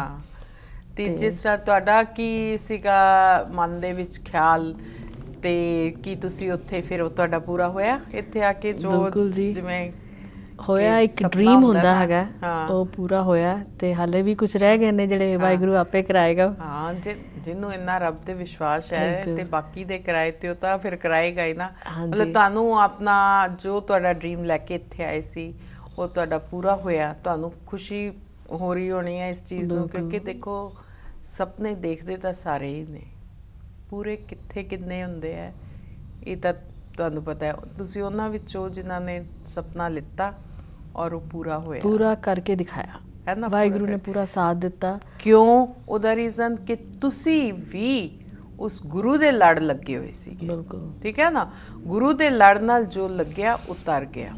ਸਾਡੀ ਗੁਰਬਾਣੀ 'ਚ ਇਹੀ ਦੱਸਿਆ ਜਾਂਦਾ ਹੈ ਕਿ ਗੁਰੂ ਬਿਨਾ ਨਾ ਹੀ ਹੋਰ। ਤੇ ਉਹ ਬਾਣੀ ਦੀਆਂ ਤੁਕਾਂ ਐਵੇਂ ਨਹੀਂ ਹੈ ਬਾਣੀ ਕਿ ਬਾਣੀ ਨਾਲ ਜੁੜੋ, ਬਾਣੀ ਨਾਲ ਜੁੜੋ। ਤੁਸੀਂ ਗਿਆਨੀ ਪਿੰਦਰਪਾਲ ਸਿੰਘ ਜੀ ਦੀ ਕਥਾ ਸੁਣਦੇ ਹੋ? ਬਿਲਕੁਲ ਸੁਣਦੇ ਆ। ਤੁਹਾਨੂੰ ਮੈਂ ਇੱਕ ਕਥਾ ਥੋੜੀ ਜਿਹੀ ਸ਼ੇਅਰ ਕਰਨਾ ਚਾਹੁੰਦੀ ਹਾਂ। ਕਹਿੰਦੇ ਇੱਕ ਵਾਰੀ ਗੁਰੂ ਨਾਨਕ ਦੇਵ ਜੀ ਨੂੰ ਪੁੱਛਿਆ, ਕਿਸੇ ਨੇ 3 ਕੁਐਸਚਨ ਪੁੱਛੇ, ਰੱਬ ਕਰਦਾ ਕੀ ਹੈ, ਹਾਂਜੀ, ਰੱਬ ਰਹਿੰਦਾ ਕਿੱਥੇ ਹੈ, ਤੇ ਰੱਬ ਮਤਲਬ ਕੀ ਹੈਗਾ ਕੀ ਹੈ। ਉਹਨਾਂ ਨੇ ਕਿਹਾ ਕਿ ਲਾਈਕ ਓਕੇ ਤੁਸੀਂ ਕਾਊਂਟਿੰਗ ਕਰੋ, ਲਾਈਕ ਫਰਮ 1 to 4 ਨਾ। ਕਹਿੰਦੇ 1 2 3 4, ਕਹਿੰਦੇ ਰੁਕ ਜਾਓ। ਕਹਿੰਦੇ ਇਸ ਤੋਂ ਅੱਗੇ, ਕਹਿੰਦੇ ਓਕੇ 1 2 3, ਕਹਿੰਦੇ ਇੱਥੇ ਹੀ ਰੁਕ ਜਾਓ। ਕਹਿੰਦੇ ਫਿਰ ਇਸ ਤੋਂ ਅੱਗੇ 1 2, ਫਿਰ ਉਹ ਕਹਿੰਦੇ ਨਹੀਂ ਹਾਲੇ ਨਹੀਂ, ਕਹਿੰਦੇ ਹੋਰ ਕਰੋ ਕਾਊਂਟਿੰਗ, ਕਹਿੰਦੇ 1, ਕਹਿੰਦੇ ਇੱਥੇ ਹੀ ਰੁਕ ਜਾਓ, ਠੀਕ ਨਹੀਂ ਕਰ ਰਹੇ। ਕਹਿੰਦੇ 1 ਤੋਂ ਪਹਿਲੇ ਤੇ ਕੁਝ ਹੈ ਹੀ ਨਹੀਂ। ਮਤਲਬ ਉਹੀ ਗੱਲ ਹੈ ਕਿ ਰੱਬ ਤੋਂ ਪਹਿਲੇ ਕੁਝ ਨਹੀਂ, ਹੀ ਇਟਸੈਲਫ ਇਜ਼ ਅ ਕ੍ਰੀਏਟਰ। ਤੇ ਰੱਬ ਕਰਦਾ ਕੀ ਹੈ, ਰੱਬ ਦਾ ਕੰਮ ਕੀ ਹੈਗਾ। ਤੇ ਉਹਨਾਂ ਨੇ ਕਿਹਾ ਕਿ ਬਾਦਸ਼ਾਹ ਪੁੱਛ ਰਹੇ ਸੀ ਗੁਰੂ ਨਾਨਕ ਦੇਵ ਜੀ ਨੂੰ, ਕਹਿੰਦੇ ਸਾਰੇ ਸਵਾਲ ਮੇਰੇ ਕੋਲ ਇੱਦਾਂ ਹੀ ਪੁੱਛੀ ਜਾਓਗੇ, ਮੇਰੀ ਕੋਈ ਸੇਵਾ ਵੀ ਕਰੋ। ਕਹਿੰਦੇ ਠੀਕ ਹੈ, ਕਹਿੰਦੇ ਮੈਂ ਤੁਹਾਡੀ ਕੁਰਸੀ ਤੇ ਬੈਠ ਜਾਣਾ। ਤੇ ਉਹ ਕਹਿੰਦੇ ਕਿ ਠੀਕ ਹੈ। ਉਹ ਥੱਲੇ ਆ ਗਏ ਤੇ ਬਾਬਾ ਜੀ ਬੈਠ ਗਏ। ਤੇ ਉਹ ਕਹਿੰਦੇ ਠੀਕ ਹੈ, ਫਿਰ ਰੱਬ ਦਾ ਕੰਮ ਇਹੀ ਹੈਗਾ, ਹੇਠਲਿਆਂ ਨੂੰ ਉੱਪਰ, ਰਾਜੇ ਤੋਂ ਰੰਗ ਤੋਂ ਰਾਜੇ। ਇਹ ਬਾਬਾ ਜੀ ਦਾ ਕੰਮ ਹੈਗਾ। ਕਿਉਂਕਿ ਉਹ ਜਾਣਦੇ ਨੇ ਕਿਸ ਵਕਤ ਕਿਸ ਨੂੰ ਕੀ ਚੀਜ਼ ਦੇਣੀ ਹੈ ਤੇ ਕਿਸ ਵਕਤ, ਕਿਉਂਕਿ ਉਹਨੂੰ ਕਹਿੰਦੇ ਰੱਬ ਰਹਿੰਦਾ ਕਿੱਥੇ ਹੈਗਾ। ਰੱਬ ਕਹਿੰਦੇ ਤੁਸੀਂ ਏਦਾਂ ਹੀ, ਫਿਰ ਉਹਨਾਂ ਨੇ ਅੱਗੇ ਕਿਹਾ ਕਿ ਸਾਰੀ ਕੁਐਸਚਨ ਹੀ ਪੁੱਛੀ ਜਾਓਗੇ ਸਾਨੂੰ, ਮਤਲਬ ਕਿ ਕੁਝ ਸਾਡੀ ਸੇਵਾ ਵੀ ਕਰੋਗੇ। ਤੇ ਮੈਂ ਕਿਹਾ ਠੀਕ ਹੈ, ਜਰਾ ਦੁੱਧ ਦਾ ਗਲਾਸ ਲਿਆਓ ਬਈ ਬਾਬਾ ਜੀ ਵਾਸਤੇ ਨਾ। ਮੈਂ ਬੜੀ ਸਰਲ ਭਾਸ਼ਾ ਦੱਸ ਰਹੀ ਹੈਗੀ ਆ, ਐਕੂਰੇਟ ਹੋ ਰਹੇ ਪੂਰੇ ਮੀਨਿੰਗਸ ਹੈਗੇ ਨੇ। ਤੇ ਉਹ ਕਹਿੰਦੇ ਇਹ ਦੁੱਧ ਜਦੋਂ ਬਾਬਾ ਜੀ ਨੂੰ ਦਿੱਤਾ ਗਿਆ ਤੇ ਉਹ ਕਹਿੰਦੇ ਇਹ ਦੁੱਧ ਨਹੀਂ ਹੈਗਾ, ਘਿਓ ਹੈਗਾ। ਕਹਿੰਦੇ ਨਹੀਂ ਬਾਬਾ ਜੀ ਇਹ ਦੁੱਧ ਹੈਗਾ। ਕਹਿੰਦੇ ਨਹੀਂ ਘਿਓ ਹੈਗਾ। ਕਹਿੰਦੇ ਉਹ ਕਿਸ ਤਰ੍ਹਾਂ? ਕਹਿੰਦੇ ਨਹੀਂ ਦੁੱਧ ਦਾ ਗਲਾਸ ਹੈਗਾ, ਮਤਲਬ ਘਿਓ ਨਹੀਂ ਹੈਗਾ ਬਾਬਾ ਜੀ, ਦੁੱਧ ਹੈਗਾ। ਕਹਿੰਦੇ ਨਹੀਂ ਹੋ ਨਹੀਂ ਸਕਦਾ ਹੈਗਾ। ਕਹਿੰਦੇ ਮੱਖਣ ਮਤਲਬ ਕਿਸ ਤਰ੍ਹਾਂ? ਕਹਿੰਦੇ ਬਾਬਾ ਜੀ ਸਮਝ ਨਹੀਂ ਆਇਆ ਤੁਸੀਂ ਕੀ ਕਹਿਣਾ ਚਾਹੁੰਦੇ ਹੈਗੇ ਹੋ। ਮਤਲਬ ਉਹਦਾ ਮਤਲਬ ਹੈਗਾ ਕਿ ਤੁਸੀਂ ਜਿਸ ਤਰ੍ਹਾਂ ਮੱਖਣ ਕੱਢਦੇ ਹੋ, ਦੁੱਧ ਨੂੰ ਉਬਾਲਦੇ ਹੈਗੇ ਹੋ, ਉਹਨੂੰ ਰੜਕਦੇ ਹੈਗੇ ਹੋ, ਫਿਰ ਮੱਖਣ ਨਿਕਲਦਾ ਹੈਗਾ। ਤੇ ਜੇ ਮੱਖਣ ਬਣਾਉਣ ਦੇ ਵਿੱਚ, ਇੱਕ ਘਿਓ ਬਣਾਉਣ ਦੇ ਵਿੱਚ ਇੰਨੀ ਮਿਹਨਤ ਲੱਗਦੀ ਹੈ ਤੇ ਤੁਹਾਨੂੰ ਰੱਬ ਐਵੇਂ ਨਜ਼ਰ ਆ ਜਾਏਗਾ। ਮਤਲਬ ਉਹਦੇ ਵਾਸਤੇ ਤੁਹਾਨੂੰ ਆਪਣਾ ਹਿਰਦਾ ਸ਼ੁੱਧ ਕਰਨਾ ਪਏਗਾ, ਬਾਣੀ ਦੀ ਤਹਿ ਜਮਾਣੀ ਪਏਗੀ, ਬਾਣੀ ਪੜ੍ਹਨੀ ਪਏਗੀ, ਵਿਚਾਰਨੀ ਪਏਗੀ, ਗੁਰਸਿੱਖੀ ਜੀਵਨ ਬਿਤਾਉਣਾ ਪਏਗਾ। ਬਿਲਕੁਲ ਟਵਿੰਕਲ ਜੀ, ਤੁਸੀਂ ਸਾਡੇ ਸਟੂਡੀਓ 'ਚ ਆਏ, ਸਾਨੂੰ ਬਹੁਤ ਸੋਹਣੇ ਵਿਚਾਰ ਤੁਸੀਂ ਆਪਣੇ ਰੱਖੇ, ਬਹੁਤ ਸਾਂਝੇ ਕੀਤੇ, ਔਰ ਗੁਰਸਿੱਖੀ ਦੇ ਬਾਰੇ ਖਾਸ ਕਰਕੇ ਆਪਣੇ ਬੱਚਿਆਂ ਨੂੰ ਇੱਕ ਮਾਂ ਦਾ ਰੋਲ ਨਾਲ ਨਿਭਾਉਂਦੇ ਹੋਏ ਕਿ ਵੀ ਸਾਡੇ ਬੱਚਿਆਂ ਨੂੰ ਬਾਣੀ ਨਾਲ ਜੁੜਨਾ ਚਾਹੀਦਾ। ਸਾਡੀ ਗੁਰਸਿੱਖੀ ਬਾਰੇ ਤੁਸੀਂ ਕਾਫੀ ਸਾਨੂੰ ਦੱਸਿਆ, ਅੱਜ ਸਾਨੂੰ ਬਹੁਤ ਅੱਛਾ ਲੱਗਿਆ। ਤੇ ਸਾਡਾ ਸਟੂਡੀਓ ਦੇ ਵਿੱਚ ਆਉਣ ਦਾ ਤੁਹਾਡਾ ਬਹੁਤ ਬਹੁਤ ਧੰਨਵਾਦ। ਦੋਸਤੋ, ਇਹ ਸਨ ਟਵਿੰਕਲ ਜੀ, ਜਿਨ੍ਹਾਂ ਨੇ ਅੱਜ ਗੁਰਸਿੱਖੀ ਦੇ ਬਾਰੇ ਔਰ ਜਿਨ੍ਹਾਂ ਦਾ ਵਿਸ਼ਵਾਸ ਮੈਂ ਦੇਖਿਆ ਕਿ ਬਹੁਤ ਜ਼ਿਆਦਾ ਸਿੱਖੀ ਦੇ ਨਾਲ ਜੁੜੇ ਹੋਏ ਨੇ, ਆਪ ਵੀ ਆਪਣੇ ਬੱਚਿਆਂ ਨੂੰ ਵੀ ਜੋੜਿਆ ਹੋਇਆ ਹੈ ਤੇ ਇੱਕ ਮਾਂ ਦੇ ਫਰਜ਼ ਨੂੰ ਅਦਾ ਕਰਦੇ ਹੋਏ ਬੜੀ ਸੋਹਣੀ ਤਰ੍ਹਾਂ ਨਿਕਲਦੇ ਨੇ। ਤੇ ਸਾਰਿਆਂ ਦੇ ਲਈ ਇਹ ਸੁਝਾਅ, ਕੋਈ ਸਵਾਲ ਪੁੱਛਣਾ ਹੋਏ ਜਾਂ ਕੋਈ ਸੁਝਾਅ ਦੇਣਾ ਹੋਵੇ ਤਾਂ jjrtv@tv84.tv ਤੇ ਤੁਸੀਂ ਆਪਣੇ ਰਾਏ ਭੇਜੋ, ਈਮੇਲ ਰਾਹੀਂ ਤੁਸੀਂ ਸਾਨੂੰ ਭੇਜੋ।